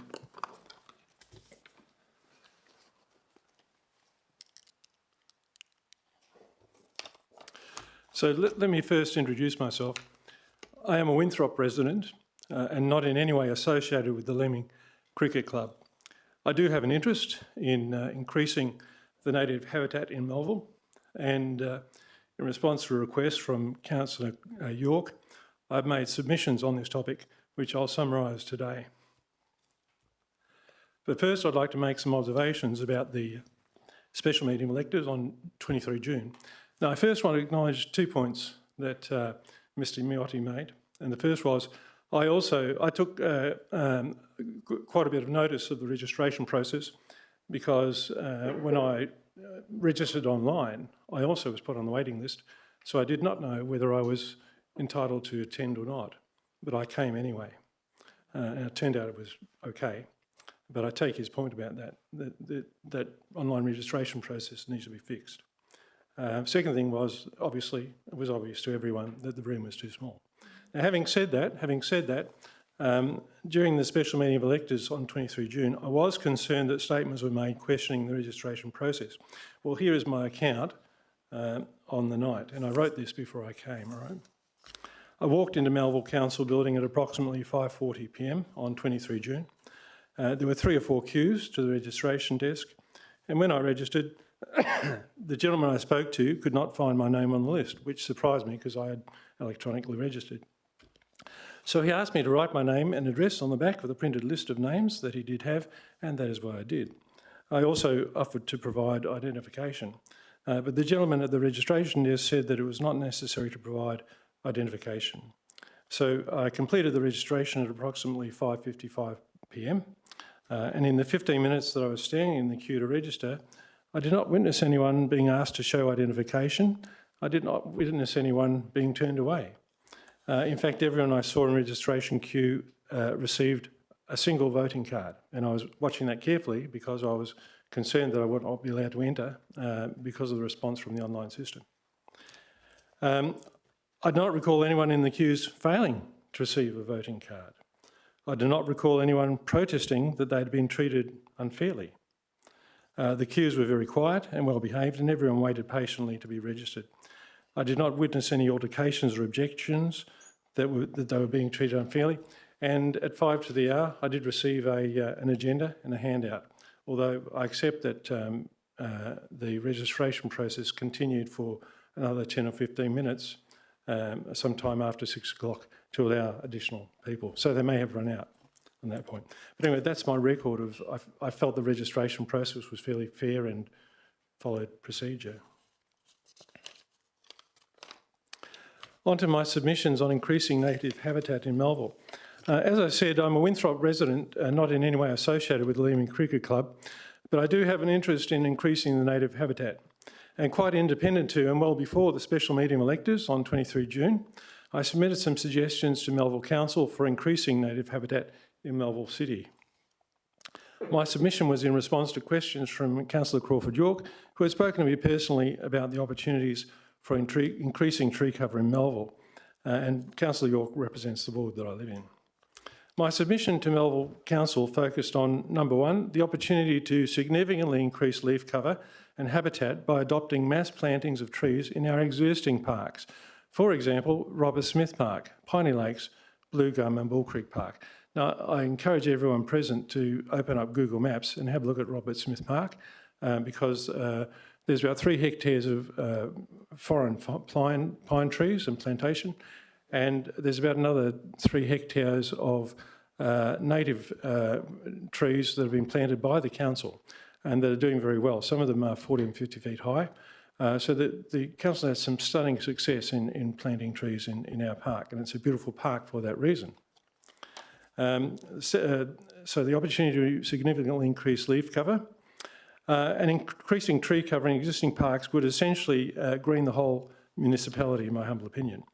I also make the point that street trees are being promoted by council, but the front verges in many areas, we have another property in Bull Creek, a small property, and the verge is not big enough for the trees that the council proposes as street trees. It's only about, the verge is about 3 metres by 2 metres. So it's not big enough to put a tree. Melville Council, and I also make the point, Melville Council has had stunning success when planting native trees in Robert Smith Park. I did send some emails, I'm sorry, to the government's email address, but I'm not able to show those. But I would ask that the person responsible for governance please distributes those images of Robert Smith Park to the council members. Because the vegetation of Robert Smith Park, where the council has planted native trees, it's really tremendous. And I invite people to visit the park. It's a great park because of the native tree plantings. I now want to refer to 2 emails I received from Melville Council. The first was on the 26th of June 2026 from Councillor Crawford York. Quote, a motion was moved successfully recently for the city to look at other areas of Melville to apply the JCR offset to, other than just Kenhurst Park. And Councillor York went on to say Robert Smith Park would appear to be perfect for this.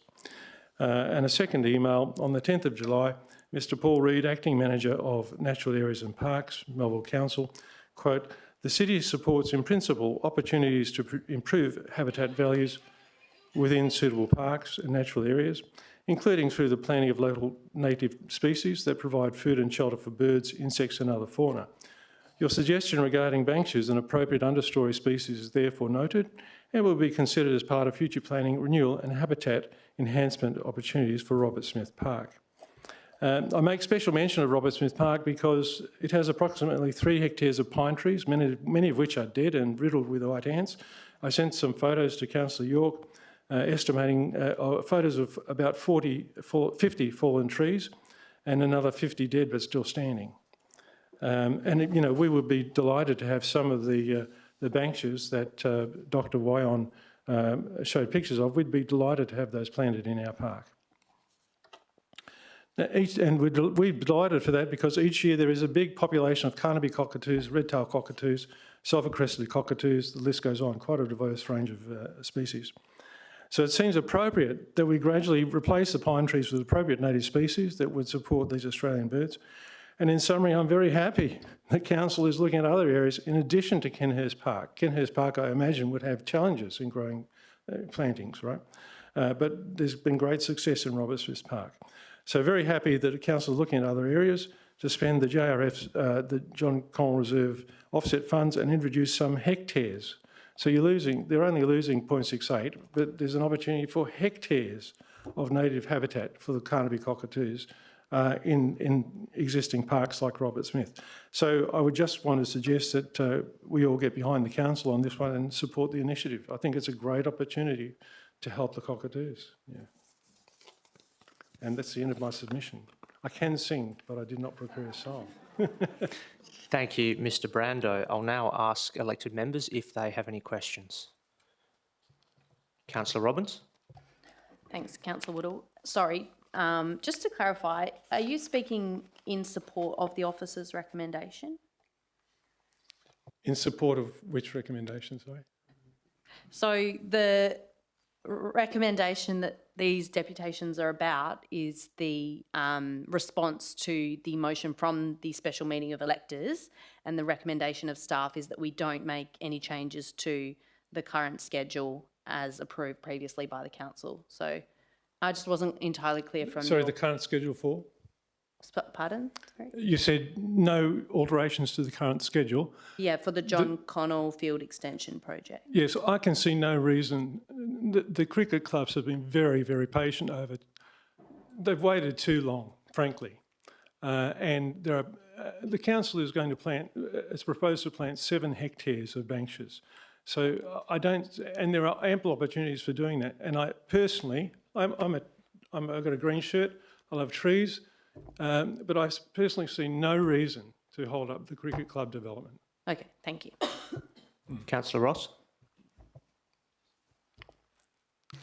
Thank you, Deputy Mayor. Through you, are you aware that the city has lost funding for planting at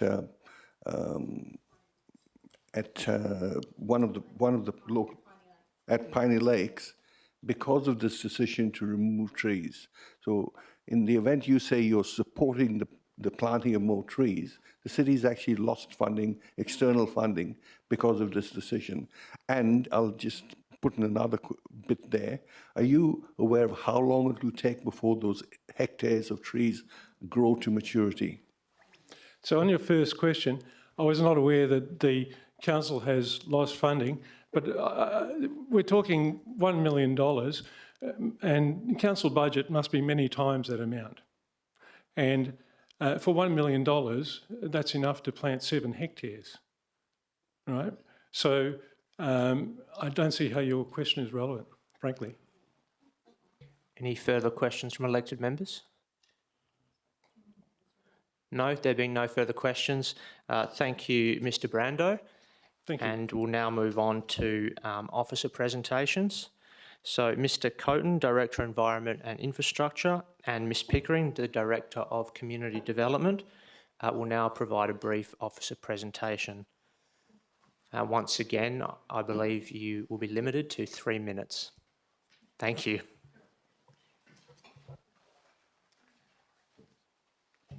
Thank you, Mr Deputy Mayor. So I'll go through it very quickly in the interests of time. And the first slide, the main thing to note there is that this report is on the motion that was passed. There were 4 motions submitted. Only 1 motion was passed at the special electors meeting. And this report is only subject to that motion, which was essentially to fast-track the project and to stage it, and staff don't agree with that motion. Next slide, please. So in terms of why the work, we recommend it's not practical to fast-track it. We have worked out a program, including the detailed design occurring in 26-27, consultation with the user groups, etc., getting the design correct. If the clearing is fast-tracked until before the design has been finished, we'll risk clearing more land than we need to. Once we know the design, once the design's been finished, and then we come in and do the clearing, then we'll know the exact area to be cleared, so we'll be able to minimise the clearing and prevent unnecessary clearing. One of the other actions that we need to take as well is to delineate the landfill area and come up with, in the event that there is any contamination in that area, to get some agreement with DWER in terms of how that would be managed as part of the project. A condition of the clearing permit is that construction has to start within 3 months of clearing. So we really need, once we do the clearing, we've got to be ready to roll. We've got to have the design in place, we've got to have a contract awarded, and we've got to progress through. So also as part of the work that will be occurring, some of the other things that will take some time is the actual, once the design's been done, the preparation of the tender documents. We need time to call tenders, they'll need to be analysed, and because of the value, that will be a report to council as well. So that will take time. Next slide, please. So the timetable is before you there. So essentially, as I've outlined, design in 26-27 and getting the approvals in place and looking for construction in 27-28 and completing construction in 27-28. The other aspect to the project, next slide please. The other aspect to the project was the stage delivery. Staff recommend not proceeding with stage delivery. There will be duplication of contractors, mobilisation and demobilisation. The contractors will be having different contractors in place. There'll be coordination issues between them.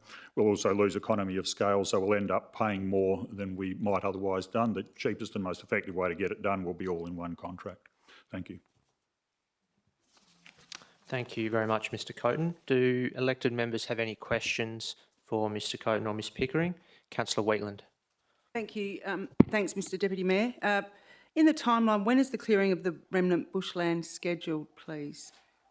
If we could go back to that slide. So that would be in the, likely to be in the, sorry if you go to the next one, the early in 27-28 is the, when it's likely to be cleared once it's been, design's completed, tenders awarded and go then.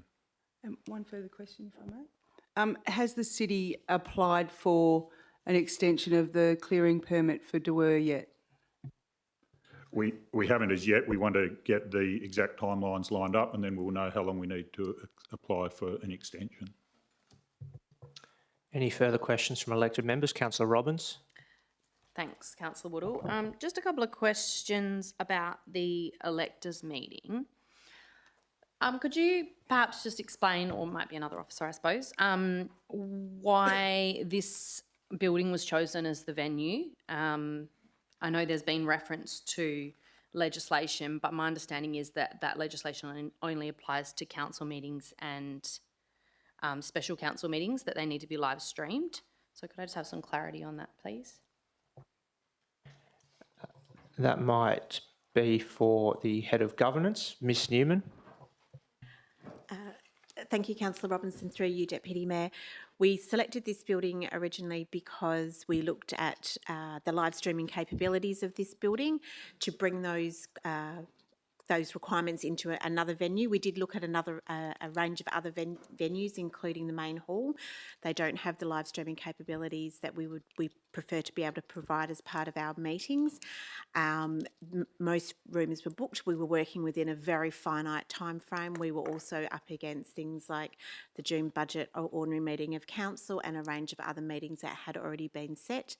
There is very limited capabilities within the City of Melville for venues of that size at a cost-effective approach. Councillor Robbins, did you have a follow-up question? Just another one. So I might just go to Councillor Barber first. Yep. Thank you. Councillor Barber. Thank you, Deputy Mayor. Mr Stapleton, in his deputation, gave a very compelling argument that we could take money from, quite a sizable amount of money from our reserves to revegetate, remediate John Connell Reserve. He did send an email to the city. What is the executive's thoughts on that? Is it to take such a chunk from reserves? What are the implications? How would that work?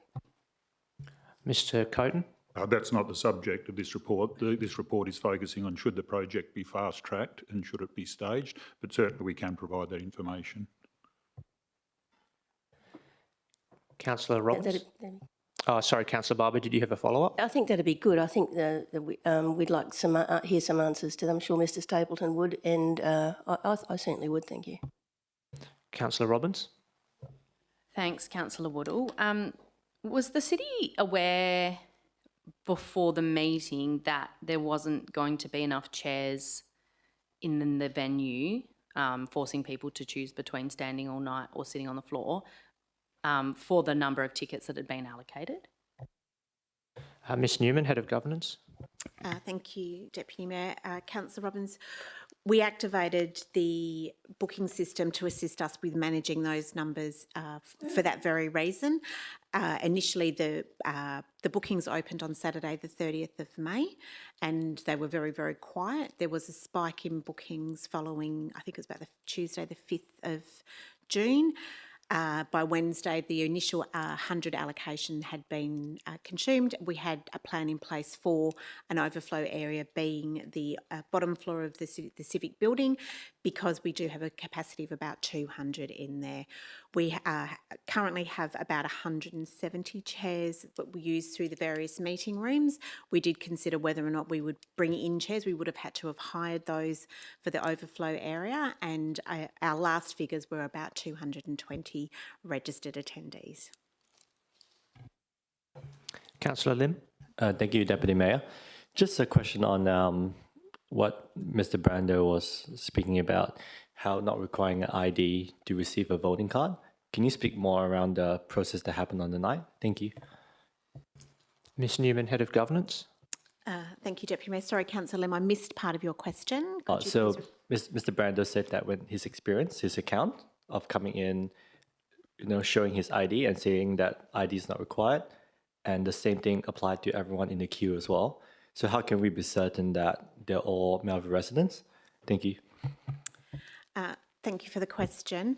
So everyone who was registered was pre-validated before the commencement of the meeting, and we verified those against our most recent electoral roll. Where we couldn't verify it, we went to our residents and ratepayers roll as well, or our rates section through our internal business systems. So everyone who had pre-registered was validated. Where we couldn't validate them or we needed further information, they were placed on a separate list, and we asked for that further information at that particular time. I think, as has been said previously, when voting in a local, state or federal election, there is no requirement to provide evidence. Also, an elector is defined as being someone who is eligible to vote. So there is a whole range of things that make someone eligible to vote. They don't necessarily have to be on the register, on the roll, or live in the city of Melville. So in some cases, asking for ID wouldn't have assisted us with that process.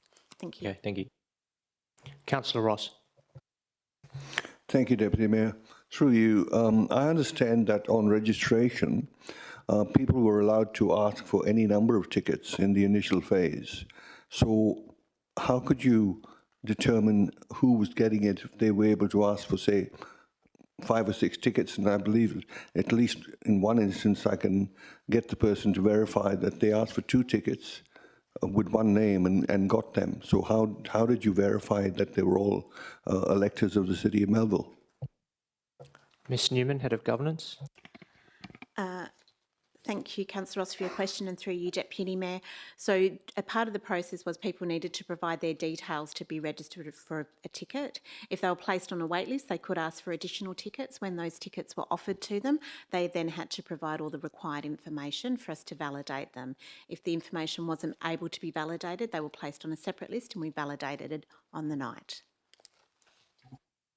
Councillor Ross. Just to follow up on that, so people who attended at the desk and wrote their name down didn't provide any ID. They were not verified as to whether they were electors or not. Ms Newman.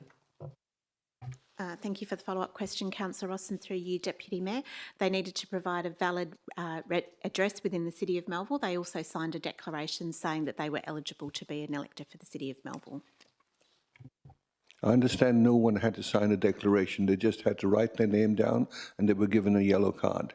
So I would like that to be, some proof of that to be provided. Ms Newman. Thank you for the follow-up, Councillor Ross. At the top of every page that people signed had the declaration. Thank you. Councillor Barber. Thanks, Deputy Mayor. Just a quick one. Look, I'm going back to Mr Stapleton's deputation, but not just him, because a lot of the deputies state the desire to revisit the John Connell master plan, revegetate the tip site. If we're not looking at clearing till 27, 28, if we were to go back and look at the master plan and the revegetation of the tip site, when ballpark, pardon the pun, what sort of date would be the cricket club be looking at getting a new cricket pitch? Mr. Coden. The staff will still be working on implementing the council resolution of 21 April. Work on the master plan is still going ahead. So the master plan, and I believe that might be about, is that mid-27, I think the master plan may be finished, but that's staff, but it's still, that will be being undertaken in conjunction with the work on the actual, on the project as adopted by council. I think you quite answered my question, but if you were to remediate, dare I say, with the funds, if they became available, the tip site, when potentially would the cricket club look at a new cricket pitch? Mr. Coden. So is the question if the... Sorry, it's a hypothetical, but I know a lot of people in the gallery are wondering why we're not doing that. So if the landfill was rehabilitated, how long would it be until a cricket pitch could be built on there? Well, the report will come back in, on the master plan will come back in mid-2027, so it will really depend on any decision that council makes moving forward after that. And so, you know, and hypothetically, assuming that council did decide to remediate and build ovals there, then there would be the time frame, you know, presumably several years for the design and construction and remediation to occur. But that is you know, entirely hypothetical. But that master plan will come back to a future meeting of council for a decision. Councillor Robbins. Thanks, Councillor Woodall. Mr. Brando mentioned that he got an email initially saying he was on the waiting list and then never received anything else, and so he just came on the night. How many people do we think were on the waiting list and never received any further communication? Ms. Newman. Thank you for the question, Councillor Robinson, through you, Deputy Mayor. I can provide you some exact figures. I don't have them in front of me, but there was approximately 66 people who were on our wait list. I think there was 54 who had been offered tickets but had not accepted them. I think there was 3 that had acknowledged the offer of tickets but had not accepted, so they were listed as being interested. And there may have been 3 or 4 at the end that came in very late on the day of the meeting that weren't offered tickets. But we do have some statistics on all of that. Okay, so we will be providing an updated briefing paper on that, which will include that information. Okay, so just to clarify, anyone who registered before, say maybe 2 hours before the meeting, was offered a place or a ticket? Ms. Newman. That's correct. They would have received, the wait list was monitored daily and people were released through to receive tickets. Councillor Hong. Thank you, Deputy Mayor. As I'm not very familiar with the process the governance team follow for special electors meeting, but given the fact that Mr. Miotti is the lead spokesperson for the special electors meeting, why is he required to apply for a meeting ticket? If he didn't secure a ticket in time, would that mean he wouldn't be able to present the deputation he prepared, which is the very reason the special electors meeting was called? Could you please clarify how this process works? Thanks. Ms. Newman, Head of Governance. Thank you, Councillor Hong, and through you, Deputy Mayor. I did actually speak with Mr. Miotti several times in the lead up to the meeting. He actually rang me to advise me that he hadn't received a ticket, and I assured him that he was on the wait list and he would be eligible to attend. I actually made a special effort on the night of the meeting to round up everyone who had submitted motions and make sure that they had access to the meeting room. And when I went as far as people who had submitted questions, we actually spoke to people in the queue and made sure that people who had submitted questions were also able to access the meeting room as well. Any further questions from elected members? Councillor Green. Thank you, Acting Mayor. Yeah, question for Director Coton regarding his presentation, and just for the, I guess for the benefit of the sporting clubs, Mr. Coton,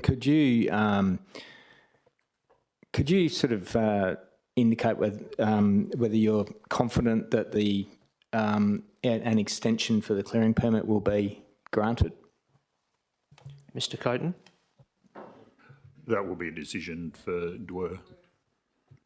Okay. Are there any further questions from elected members? Councillor Wheatland. Thank you, Deputy Mayor. In relation to the purpose of the, okay, let me get this out. The purpose of the meeting of the special electors meeting, in relation to the petition, the reasons why the electors wanted to have this special meeting of electors, does motion 4 that was passed, does that fit within those reasons? Is it valid? I'll ask Mr. Yilditz, Director of Legal Governance and Risk, to respond. Thank you, and through you, Deputy Mayor. For clarification, I'll read out what the purpose of the meeting was so that we can be absolutely clear. The matters proposed to be discussed at the special electors meeting relate to the John Connell Cricket Pitch Project, in brackets approved 21 April 2026, estimated cost $4.68 million, including the following: the proposed clearing of approximately 209 mature native trees and 0.68 hectares of remnant native vegetation at John Connell Reserve. There's a clear link between that and the project that the Cricket Club are seeking to have progress. The absence of any clearly demonstrated strategic need for the proposed cricket pitch expansion, reliance on potentially outdated cost estimates and absence of secured external funding, potential financial impacts on future rates, borrowings and capital works priorities, insufficient assessment of alternative options that may avoid or substantially reduce environmental impacts, concerns regarding governance processes, transparency and evidence-based decision-making. The broadness of some of those terms does relate specifically to the project. Are there any further questions from elected members? If not, we'll thank the officers for their presentation. And we'll move on to the next item, which is the last item I will bring forward for tonight, which is 15.1, Notice of Revocation Motion, UP 23/4033, Canning Bridge POS Option Analysis Report. And this relates to the decisions at the 18th and 19th of April 2023 Ordinary Meeting of Council. Now, just before we proceed with the deputation for this item, I would like to remind Council that there is a confidential attachment associated with this item. If elected members wish to discuss the contents of the attachment, we will hold discussions until the end of the meeting and we will need to go behind closed doors. In the interest of time, I encourage questions on the confidential attachment to be submitted in writing to officers. Now, please ask Ms Fliss, Ms Horton and Ms Sampson to make your way to the microphone for your deputation. You'll have 10 minutes to speak, with a further 5 minutes for elected members to ask you questions. Whenever you're ready. Thank you. Thank you. Good evening, Deputy Mayor Woodall, elected members and officers. Sound check, Councillor Barbara, is that good? Too close? You want up close? Ha. Okay. Thank you very much for this opportunity to speak this evening. Now, I'd like to begin with an apology to our newly elected councillors, Councillor McGoldrick, Councillor York and Councillor Panayiotou. It occurred to me that we should invite you down to Canning Bridge to show you around, but I'm afraid that thought got lost. We are aware that the amount of material needed to be absorbed by councillors just on a weekly basis, let alone coming to grips with the history of various projects, is immense. And perhaps if we'd invited you down to meet all the people who have been working so hard for so many years to ensure that the Canning Bridge precinct has green open space, then we might not be here tonight, and then you would also understand the very deep shock this motion has caused. By way of brief introduction, we have a community reference group, and this is a group who's been representing the community in the Canning Bridge Activity Centre Plan review. They've worked tirelessly to absorb all the regulations, requirements and strictures of the Canning Bridge Activity Centre Plan. They've met and interacted with consultants in order to advise the city on the community's response to this process. Then we have the Melville City Climate Action Network. They coordinated a massive petition of about 3,000 electors in support of converting both the Esplanade and the Moira Muse sites to 100% public open space. They brought the community together at a special electors meeting in response to the first rescission motion. Now, our group, Save Our Space, was formed to unite all of these voices, these groups and the countless individuals in support of the community being provided with the basic amenity that is green open space. Our combined action and advocacy brought about the Lottery West grant and the special government grant for the Esplanade Park. This park is an absolute delight, and the promise of the town square to come has the community very excited. So if I could please have the first slide. Oh, there it is, right. Now this was the really good news. Notice of works, removal of car park. At the April 2023 ordinary meeting of Council, Council resolved to progress conversion of 100%, sorry, I'm reading the sign to you, just in case you haven't seen it. It's very exciting, very exciting. 100% of the 4 lots at Moira Muse, Applecross to public open space.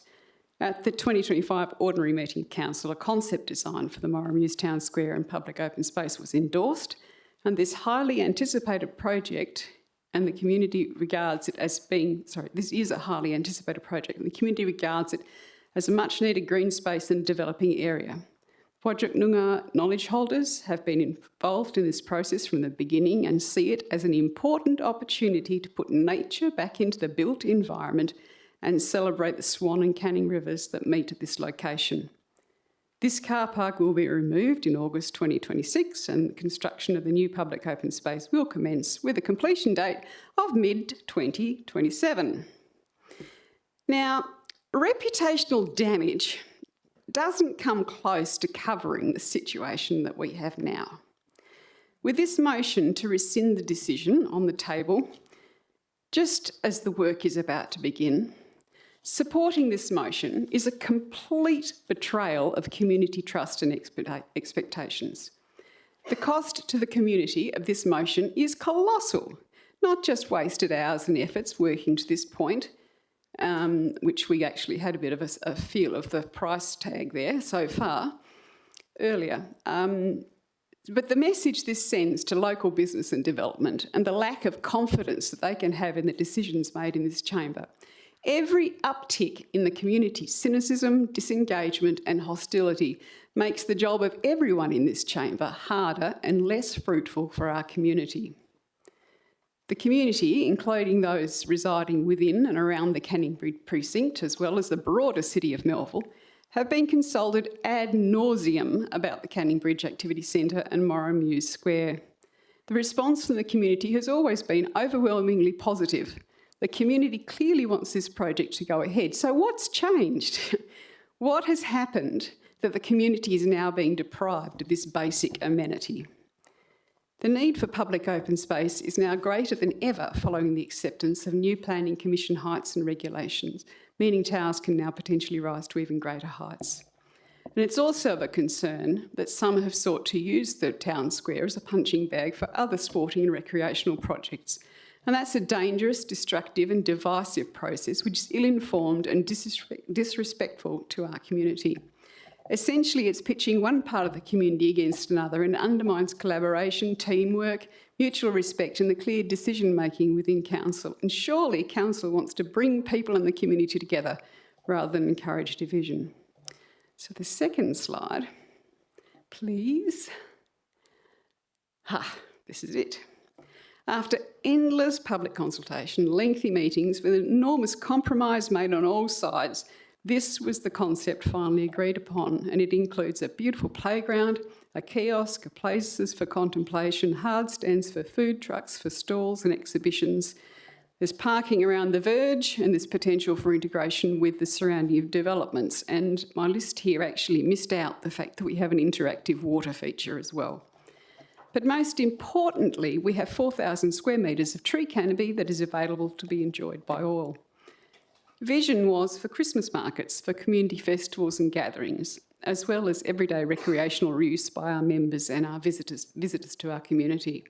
So be rest assured The community is already angry and rightly expects, and indeed will demand, each elected representative who supports a rescission motion to come clean on this issue about what is driving their position or agenda.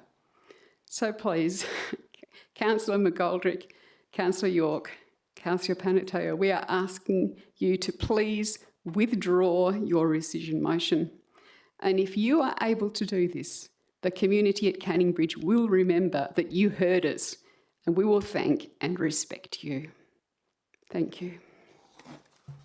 Thank you very much, Ms Sampson. I'll now ask elected members if they have any questions. I haven't done mine yet. Sorry. Yes. Apologies, Ms Sampson, over to you. Right.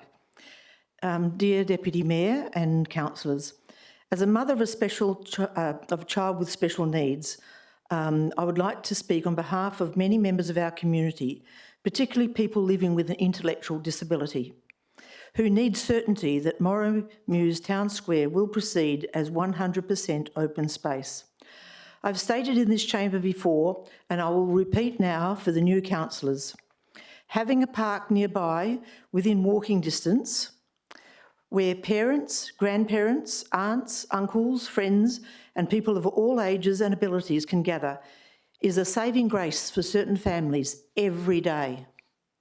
Accessible open spaces are not a luxury, they are an essential community infrastructure, places of belonging, inclusion, connection and well-being. The reality is that the Canning Bridge precinct already has significant shortage of public open space. Only 10% of what the state government guidelines recommend for a high density area.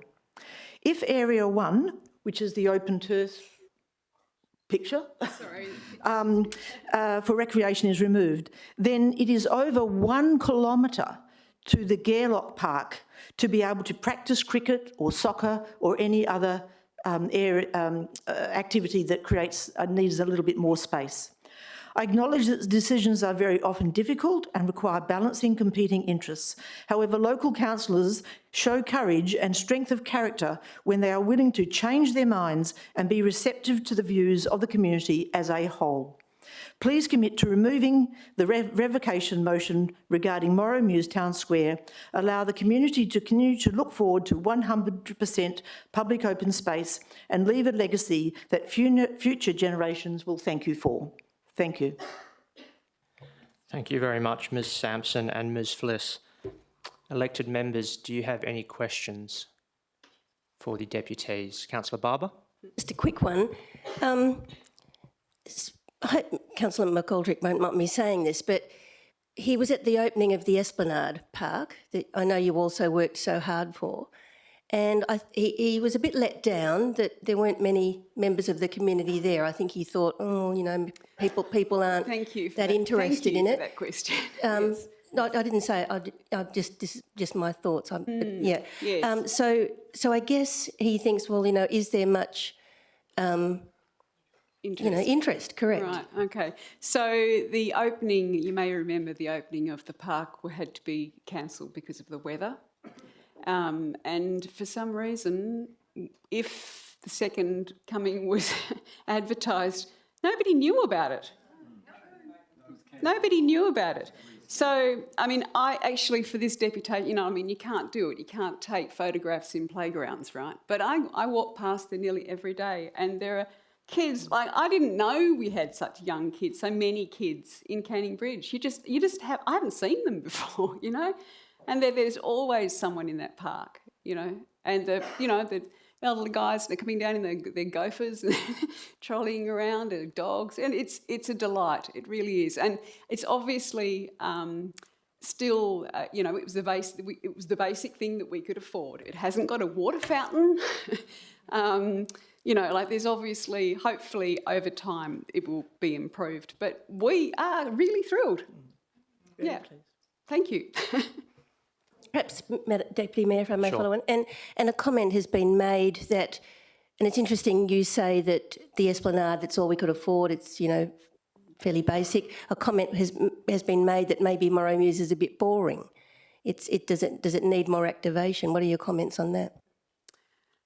Well, I would say that the community is growing And as the community grows and as the developments take shape, there'll be an opportunity to make changes, to improve, to upgrade, to change things. The important thing now is just to create that honeypot that's going to bring the development in, that's going to, for people who are buying apartments. I mean, can you imagine how they're going down there at the moment trying to sell apartments? What's going on?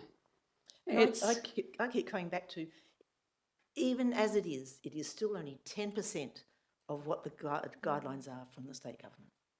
I had a mischievous thought, actually, with the public open space review that's going on, the scoping project and all the rest of it. There was a rumour that was going around about whether median strips and roundabouts were included in public open space. And if that is the case, then half of the open space in Canning Bridge lies between the 3 sets of lanes of traffic going in either direction. I mean, that puts it into perspective. That area is about what we've got. Well, if you give us the 4,000. If we get 6,000, yeah. Any further questions, elected members? Councillor Green. Thank you, Presiding Member. Again, it has been a long process stemming back to 2013, actually, and where it was highlighted that some public open space was needed, and initial plans did accommodate that. And along the way, we've had $9 million of ratepayers' money spent to purchase the majority of the land for the Morrow Mews site. You touched on a point earlier that there's been compromise on all sides. I just wonder if you could highlight what the compromises have been from a Save Our Space perspective. Well, the compromise is we're not asking for more than 10% of public open space. We could be asking for 50% public open space. I guess the other compromise is that 100% green public open space kind of means trees and grass, and what we've got is a kiosk and hard stand areas and so on. So I think that's the compromise from our side. We were fairly keen to get the tree canopy in there. There are some beautiful examples of parks, across the world that are just rows of trees and grass and park benches and things. So having the activation of the kiosk, having the parking still around the verge, which ultimately I'm sure will disappear as the streetscapes change and things. And hopefully we can get some parking underneath these big developments. The public amenity business, now that that's totally on the table, with the Bonus Heights business, if we can get parking underneath these big buildings, I'm sorry, that's not what we're conceding, obviously, but we have given for sure, and I'm very, very much aware that the money was spent to buy those blocks of land, but I think in the bigger picture, the value will come back because of the development will be of a higher quality, the rates will be higher, just the development will be more successful if we have this honeypot. I'm sure that's our feeling anyhow. The increase in the rates uplift is already $11 million. Well, that was for 15-storey capped. Yes, and now it's going to be 30. So the rates uplift is huge, and yeah, Okay. Are there any further questions from elected members? Thank you for your question. Thank you. Any further questions from elected members? I've just got one. If there are no... Councillor McGoldrick. Councillor McGoldrick, over to you. Just briefly, I'd like to thank and acknowledge Ms Horton and also Ms Sampson for their beautiful deputation, and thank them for their genuine care for the community, and look forward to speaking for them and thank them wholeheartedly for their passion, and hope to chat more about the motion next week. Thank you. You're welcome. Thanks, Councillor McGoldrick. I just had one question in relation to the provision of public open space. I think you made a comment about the public open space 10% target and the need to provide it and whatnot because of the level of development. I guess it's just a question of sort of policy or where the public open space should come from, do you think it's the role of the city and the ratepayers across the city to provide that public open space, or would it be preferable to follow the model that has occurred in some other cities and in some other areas of high development where there's a developer contribution scheme where the developer effectively pays for the public open space that has been necessitated by their development? For the council to decide. I'm asking your opinion. Right, but Just asking your opinion. just can we give you the little example of the Riviera development? The third tower's going up and the hoist, you come down Tweeddale Road, you can see the hoist there. That area on the original design included a pocket park which had a tree in it and park bench. Now, the area that's there now, it's canted, there's the building comes out over the top of it, so there's no tree going in, obviously. And the model in the Riviera selling suite has just, the entranceway into the building at that point, paved area and a rectangular planter pot. Now, that is not a pocket park. I honestly just don't think we can trust the developers to provide the quality of facility that our community deserves. Any further questions from elected members? No. Councillor Whelan, do you need to leave, Councillor Whelan? No problem. We'll note that down in the minutes. So thank you for that deputation and the questions from elected members. We'll now move on to the final deputation for this evening, which is Ms Kenny and Mr Kenny. Could you please make your way to the microphone and make your deputation? You'll have 10 minutes to speak and a further 5 minutes for elected member questions. Over to you when you're ready. Thank you. Thank you. I didn't introduce myself before. Clearly, I'm Faye Kenny, long-term resident of Applecross. I'll briefly explain the historical timeline of events and the community's involvement. Feb 22 AGM meeting, I moved a motion to rezone and retain 100% of the city-owned land in Moray Mews and Kishorn Road as public open space. April 23, the motion was ratified by the Council.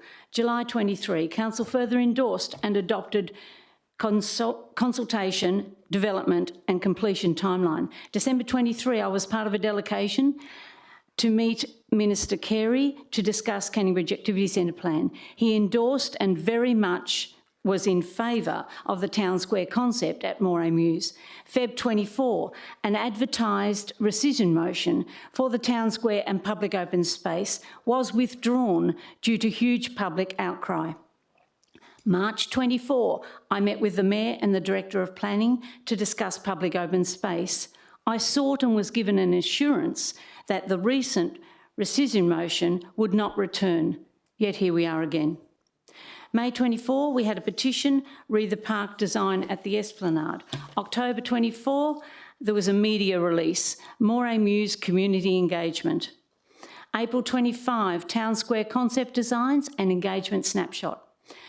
Also, we had newspaper articles in Perth Now and Melville Times.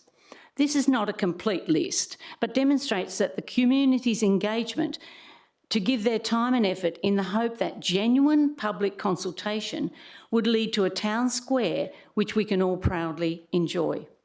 The message to the community since the Council's decision in 23 include City financial support to employ a project manager, 23-24, City's efforts to hold forums and meetings, City's development of different design concepts and online survey, City's demolition of office buildings and site works, City's notice on Moray Mews, local newspaper articles, 3 houses vacated November 25.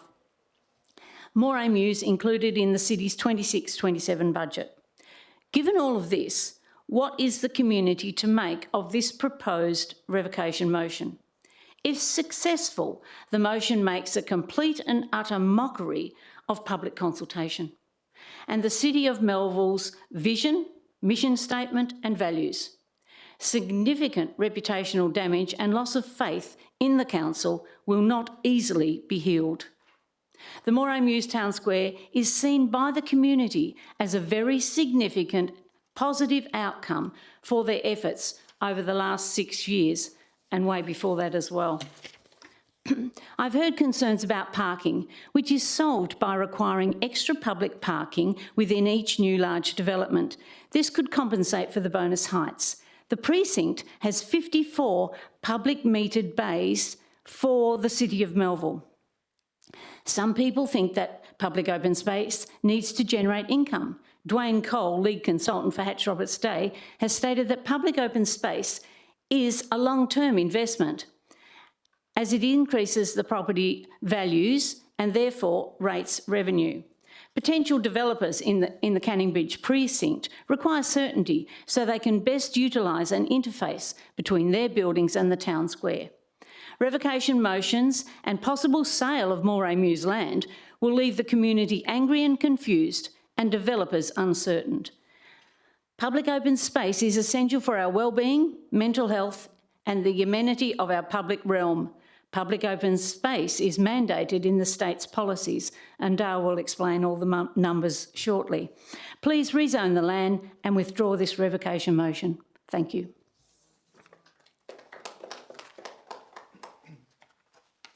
Hi, good evening, everybody. My name is Dale Kenny. I also live in Applecross, and I've been part of the Canning Bridge Activity Centre Plan Review and the Council Reference Group for the past 6 years. Firstly, I'd like to set some context around the Canning Bridge Activity Centre Plan Review. And at present in Australia, there's a wide shortage of affordable housing. In particular, DLPH highlighted that all activity centres in Melville are falling behind the requirements of the Central Sub-Regional Planning Framework for an additional 18,480 dwellings in Melville by 2050.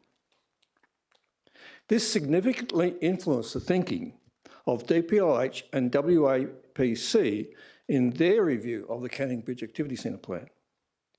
Consequently, WAPC approvals include an increase in the 2031 Canning Bridge target from 4,000 to 6,000 dwellings. The 2051 target remains at 12,000.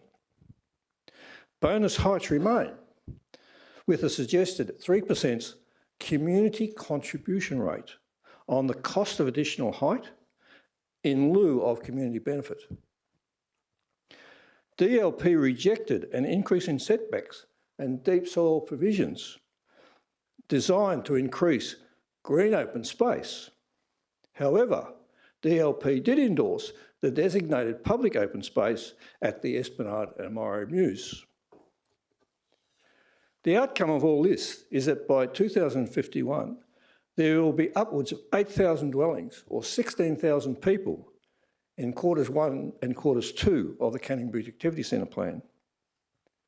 The M10 and N15 central zones will be devoid of large trees, except along street verges, thereby making public open space even more important. The WAC planning benchmark for public open space across urban Perth is 3.36 hectares per 1,000 residents. The combined Moray Mews and Esplanade public open space is 0.6 of a hectare, which by 2051 translates to 0.04 hectares per 1,000 people, 1.2% of the WAPC benchmark. Positive open space should be within 5 metres walking distance or within 400 metres of a residence. The distance to the closest public open space for residents in the Applecross quarter, 1 kilometre to Gairloch Reserve, 1 kilometre to Warwick Wild Park, 1.2 kilometres to Heathcote, and 0.9 kilometres for those on the northern side of the area, which is their closest public open space, to the Esplanade Park. So, and why are we here contesting all this?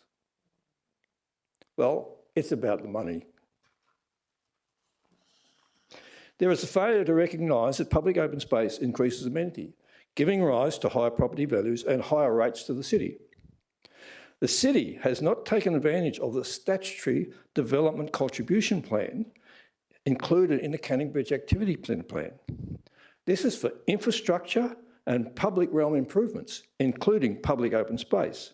This is a lost opportunity to the detriment of the ratepayers and residents.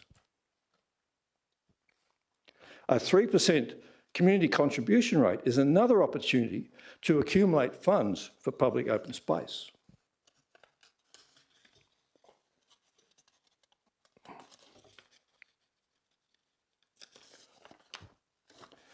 By 2031, it is planned to increase the dwellings in the Applecross quarter to 3,000 dwellings, which will result in a rate increase in the order of $9 million per annum.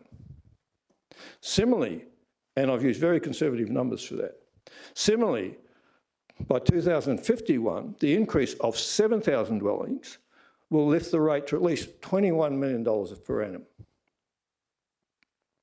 Without appropriate public open space in Applecross, it will be a concrete jungle comprising totally of high-rise buildings. Developers will have trouble attracting buyers in what is already a very limited market. Minimising public open space is counterproductive to the DPLH objective to increase the short-term infill. There's no alternative plan for public open space in the Canning Bridge precinct. So what do we do if we don't do this? And we do not need commercial enterprises in the public open space. There will be opportunities for business in the surrounding area as it is redeveloped. Now I go back to the motion. The 7 reasons given for this motion in the council meeting agenda can all be done with previously approved council motions, except for one. That is the sale of part or all of the land at Morro Mews, which is included in one of the reasons. This poses a question why the statement of impact is confidential. It certainly makes members of the public very suspicious. Mr. Kenny, just to make you aware, you have 30 seconds left. Yeah, okay. This motion is disrespectful of previous council decisions, the work done on the Canning Bridge Activity Centre Plan review by community members and by the administration in progressing this project. Councillors, please reject this revocation motion. Thank you. Thank you, Mr. Kenny and Ms. Kenny. Do elected members have any questions for the deputies? Councillor Barber. They might not need it. Thank you very much, Faye and Dale. Maybe on that last point that you brought up, Dale, I think some of my fellow councillors are probably thinking, well, we'll sell off some of it, and you can still have some public open space. There's there's 4 hectares there. Do you really need 4 hectares of public open space? You're going to have something like 16,000 people living in that immediate area. And that is there's only 2 little areas of public open space.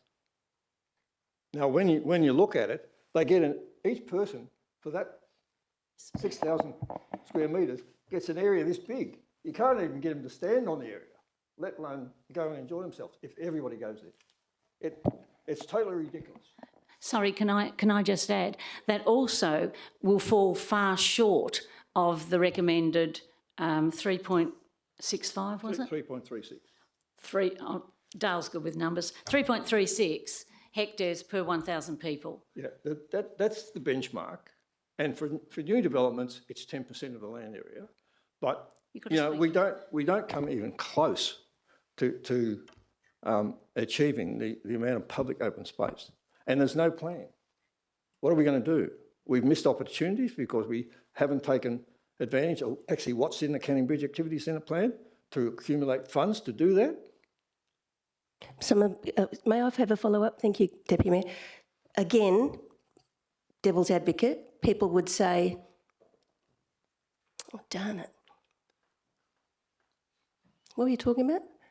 You were going to say something about people would like the money now and not... Yeah, and I'll have to come back to that. I'll come back to it, because you said something really pertinent. Another thing that people say is, what are you guys worried about at Canning Bridge? You've got the river. You've got the river foreshore. So why do you need 4 hectares in there when you've got all that foreshore? How would you describe that? Would you let your little kids go and play freely along the foreshore while you sit down and relax and have a cup of coffee? No, you wouldn't. Why is that? Well, the river's there. They're, you know. And the bike park, the bike track or the walking track or something? Strictly speaking, the river is not in the Canning Bridge Activity Centre plan area. And the foreshore is not considered public open space. Foreshore is Crown land. I'm just saying that some thanks, people- Councillor Barbara. okay. I think Yeah, let somebody else and I'll try and remember.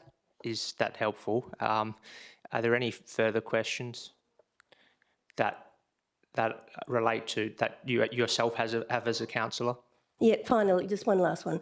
The DPLH and the WAPC have scrapped the caps of the buildings and they've also scrapped the nil setbacks.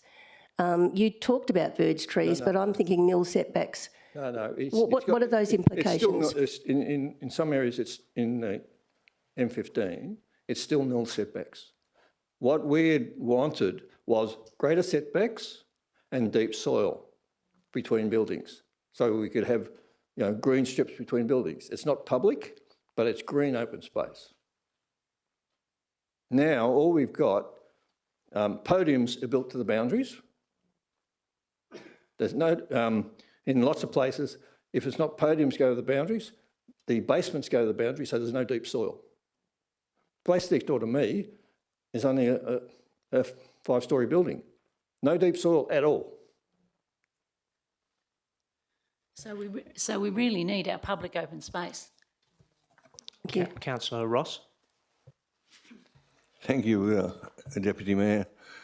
Through you, Mr. Kenny and Mrs. Kenny, as part of the CRG group, did you carefully study the Canning Bridge Activity Centre precinct?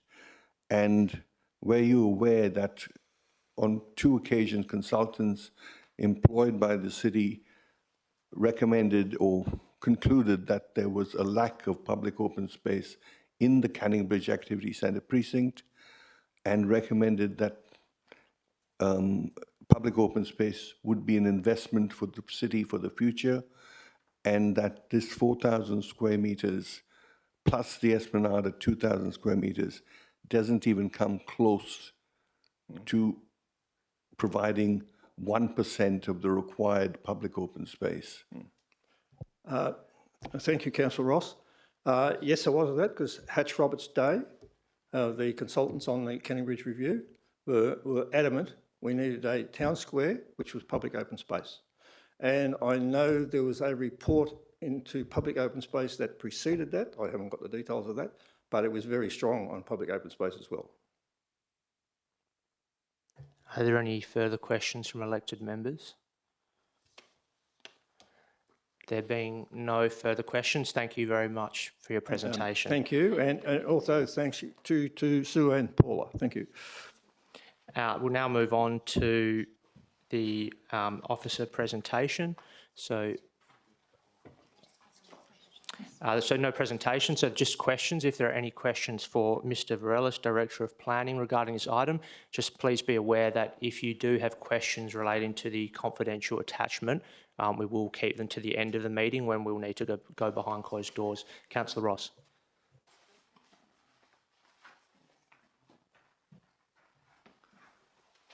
Thank you, Deputy Mayor. I don't think that we would need to go back behind closed doors, but the question is in relation to information provided in the statement of impact and the calculations of the public open space. Yeah, I think because it's currently a confidential document, those questions will need to wait until the end of the meeting, just so that the audience members can hear the public questions relating to the public agenda item. Are there any questions that don't relate to the confidential attachment. Councillor Barber, Yeah, I've got a few. Can I ask them? please go ahead. Good-o. The first few are probably to the Director of Planning. Is it true that since the WAPC approval regarding Canning Bridge, the activity centre, and that heights have been freed and so on, that up to 8 submissions for further high-rise development has occurred? Mr Bareilles? Mr Bareilles? Through the chair, thank you for your question, Councillor Barber. I'm not aware of there being an influx of planning applications as a result of the WAPC decision. Okay, thank you. May I carry on, please, Deputy Mayor? Yes, Councillor Barber. Mr Bareilles, have any developers invested approached the city regarding purchasing any part of the Morrow Mews public open space? Director Bareilles? Through the chair, about 18 months ago, the city was approached by an adjacent landowner to discuss interface with Morrow Mews and the development that they have planned for the future and how their development could interface with the public open space. There was no formal or direct request for purchasing.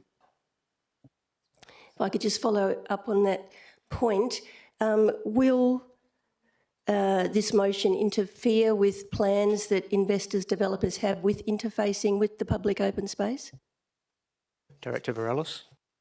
Through the chair, there have been no statutory planning approvals for significant developments adjacent to the site, so I'm not aware of any significant impacts at this point in time. Thank you, Deputy Mayor. If anybody else wants to ask questions, please raise your hand. I'm happy to stop. Mr Bareilles, has the city taken advantage of the developer funds for community amenity public open space in the Canning Bridge Activity Centre? Councillor Barber, I think we're getting a bit off track because this just relates to Morrow Mews and the revocation motion, not broader issues around Canning Bridge. I said that because that was a question raised from one of the deputies. Okay. Are there many more? I'm happy to allow it if it's just that's the last one. I've got a few more. Do they relate to broader Canning Bridge issues or specifically the revocation motion? Because if they're broader... No, pretty much revocation. Okay, please continue then. Haven't my other questions been about the revocation? I think some were going to broader issues that maybe are best sent through to officers separately, just given the time. Yep, good. I'll try and be quick.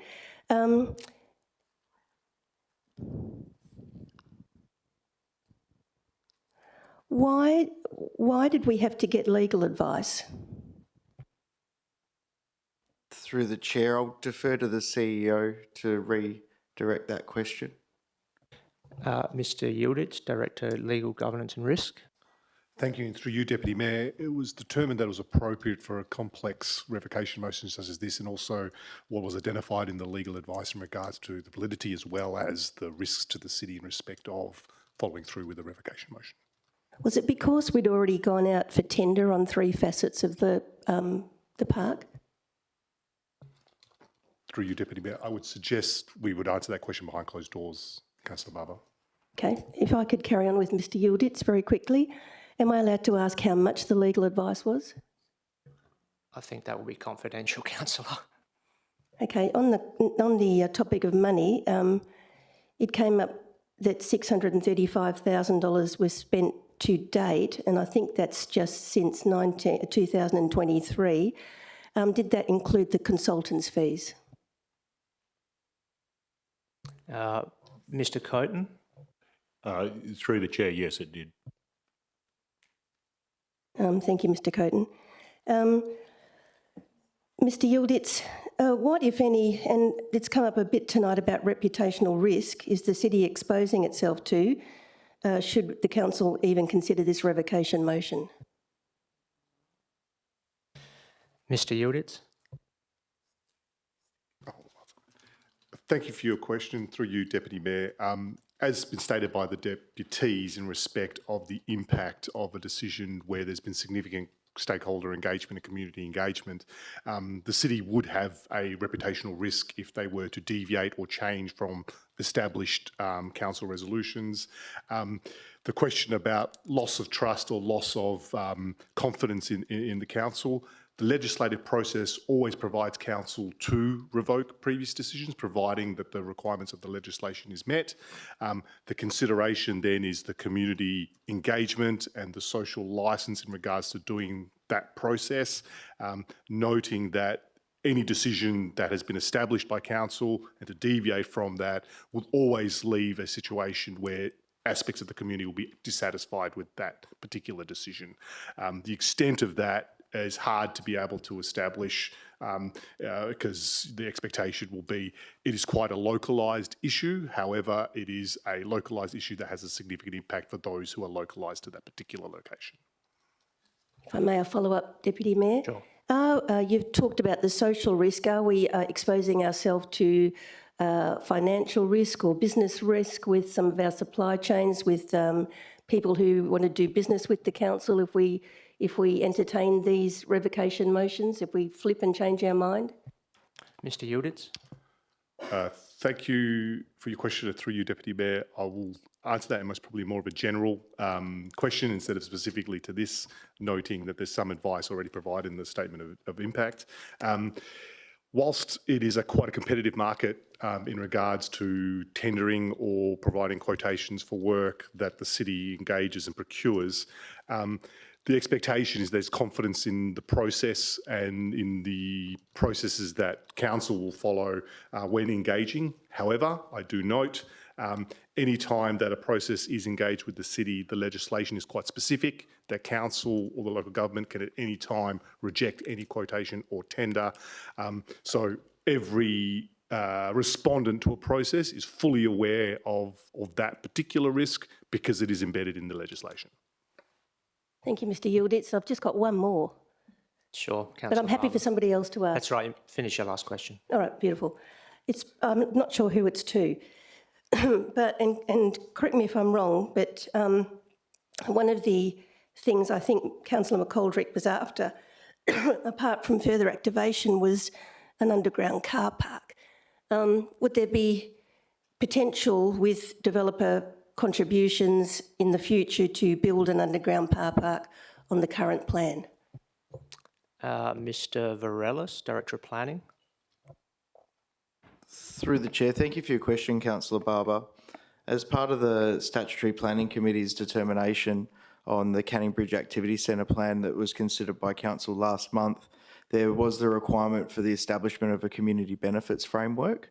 And that community benefits framework requires investigations to identify pieces of infrastructure that could have contributions collected from bonus heights at a rate of 3%.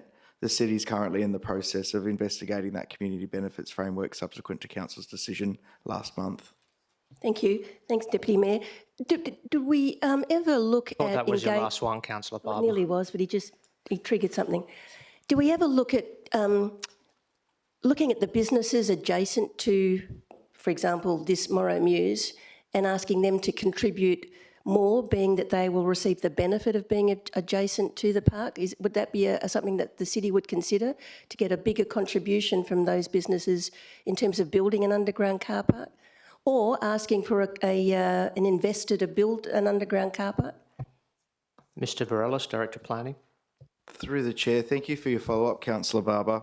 The trigger for collecting community benefit contributions is development and the application for development. The city is not aware of any significant development applications for the businesses adjacent to Morrow Mews at the present time. So no, those discussions have not taken place. Now, councillors, just before I go to Councillor Ross's question, it has just gone past 9:30 p.m. So the aim is to try and conclude this meeting by 10 p.m. if possible. So just please bear that in mind. Councillor Ross. Thank you, Deputy Mayor. My question is in relation to what Councillor Barber previously raised about the interface between the neighbour and the proposed park. It is my understanding that the neighbour wanted to build restaurants that would open out onto the park, and that interface would be restricted or removed if the site was closed in or sold off. Is that correct? Mr Varelis. Through the chair, thank you for your question, Councillor Ross. There's only a limited number of properties adjacent to the site, and I think it'd be careful for us to discuss that in a confidential matter, because discussing the prospective development intentions of adjacent properties and where they are is appropriate to occur behind closed doors. Are there any further questions? No, Councillor Ross. Anyone else with any further questions? No. If that's the case, then that brings us to the end of this item. Thank you to everyone who's made a deputation and to the officers for their responses. We'll call a very short adjournment as a comfort break and to allow members of the public to leave if they wish. I'll call a 5-minute adjournment. Thank you.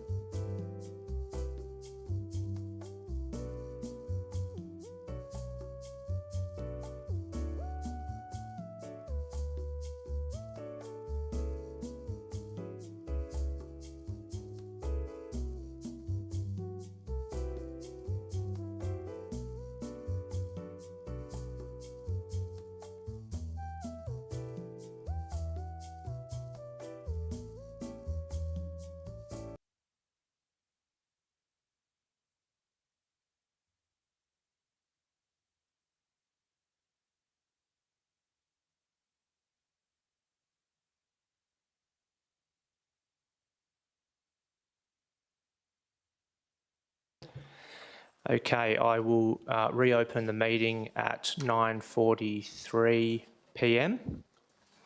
So we have a number of items still on the agenda for this evening.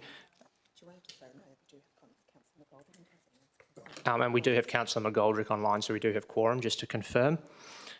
There are a number of items which officers have very kindly waited for, so I'm sure it's been a long day for them, for which we apologise, but I'll bring forward those items. So the next one that I'll bring forward is CD 26/66, Healthy Melville Plan 2026 to 2030. Ms Pickering, Director of Community Development, is available to take any questions on this item, and there are a few to follow as well that are also for Ms Pickering. So are there any questions related to the Healthy Melville Plan? Councillor Robbins. Thanks, Councillor Woodall. Just a quick one. What does the Public Health Act 2016 actually say that local governments need to do? Like, is it very specific about what our role is? Is there any measurables or quantified things in there that we have to do? Yes, through the chair. Thank you for your question, Councillor Robbins. So it is very specific. So each local government has to prepare and publish a public health plan by June the 4th, consistent with the WA Public Health Plan. We do have an extension because we applied for an extension. So we have to have one published by September. Each public health plan of each local government has to identify the public health needs of the district, include data on health status and health determinants, set objectives and priorities for health protection, promotion and improvement, and explain how this will be achieved, including monitoring and review. Are there any further questions from elected members? If not, we'll move to the next item. CD 26/67, Safer Melville Plan 2026 to 2031 review. Are there any questions from elected members for Ms Pickering? No questions. We'll move on to the next item, which is CD 26/70, Adoption of Discover Melville Plan.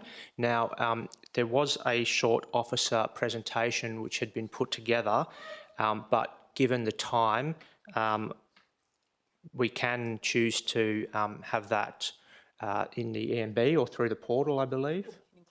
It'll be included in the notes of the agenda briefing. Do elected members, can I just get a sense of whether elected members want to hear the presentation now, or are they happy for it to be included in the notes? Happy for the notes? Okay, I get the general sense that we're happy for it in the notes, so we'll go ahead with that. Are there any questions from elected members for Ms Ellis relating to this item? There being no questions, we'll move on to the next item, which is CD 26/68, Deferral Request Dog and Cat Management and Exercise Plan. Are there any questions for Ms Pickering from elected members? No questions from elected members.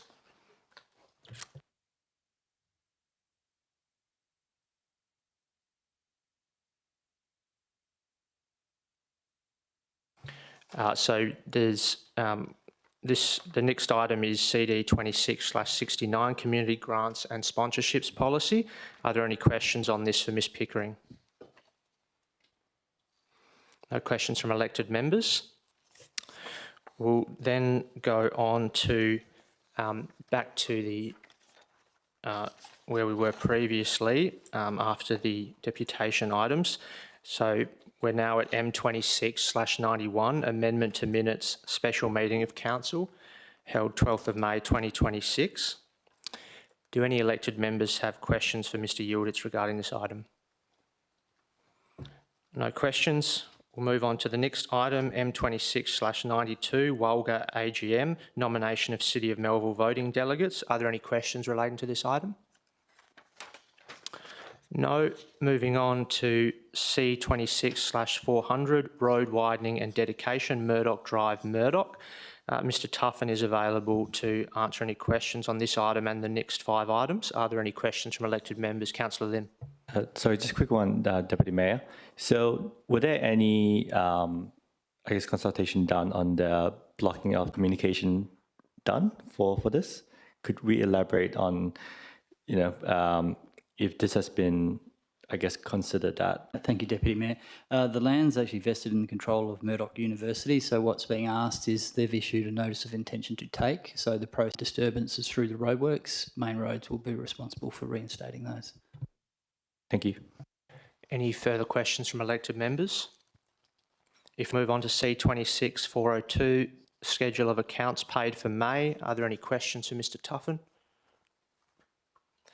No questions. We'll move on to C26-403, statements of financial activity for May. 09, investment of funds policy. Are there any questions for Mr Tuffin? No questions. We'll move on to C26-405, RFT to the attachment. We will need to hold this meeting to the end to go behind closed doors. Are there any questions regarding the attachment? No? Okay, we'll move on then to the next item,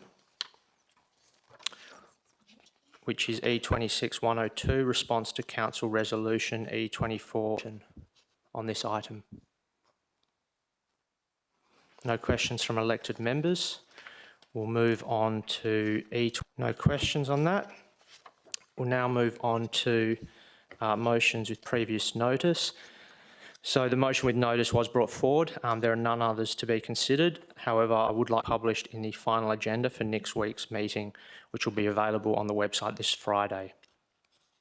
Item 16, motions without previous notice. There are none. I move on to 17, matters for which meeting was closed to the public. Was there, Councillor Ross, did you want to discuss the confidential attachment to the Morrow Muse item? I'll send the questions in writing. Great, okay, thank you for that. Were there any other elected members who wish to discuss the confidential attachment relating to Morrow Muse? You are, of course, welcome to send in the questions to officers, and you can copy in elected members on those questions and responses. If not, we'll move on to item 18. No decisions were made while the meeting was closed to the public, and now we come to closure. So for the purpose of the notes, can Councillor McGoldrick please confirm that he is still in attendance?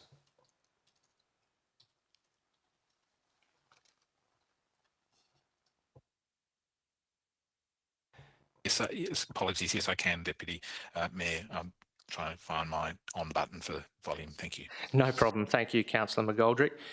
There being no further business, I declare the meeting closed at 9:51 p.m. Thank you.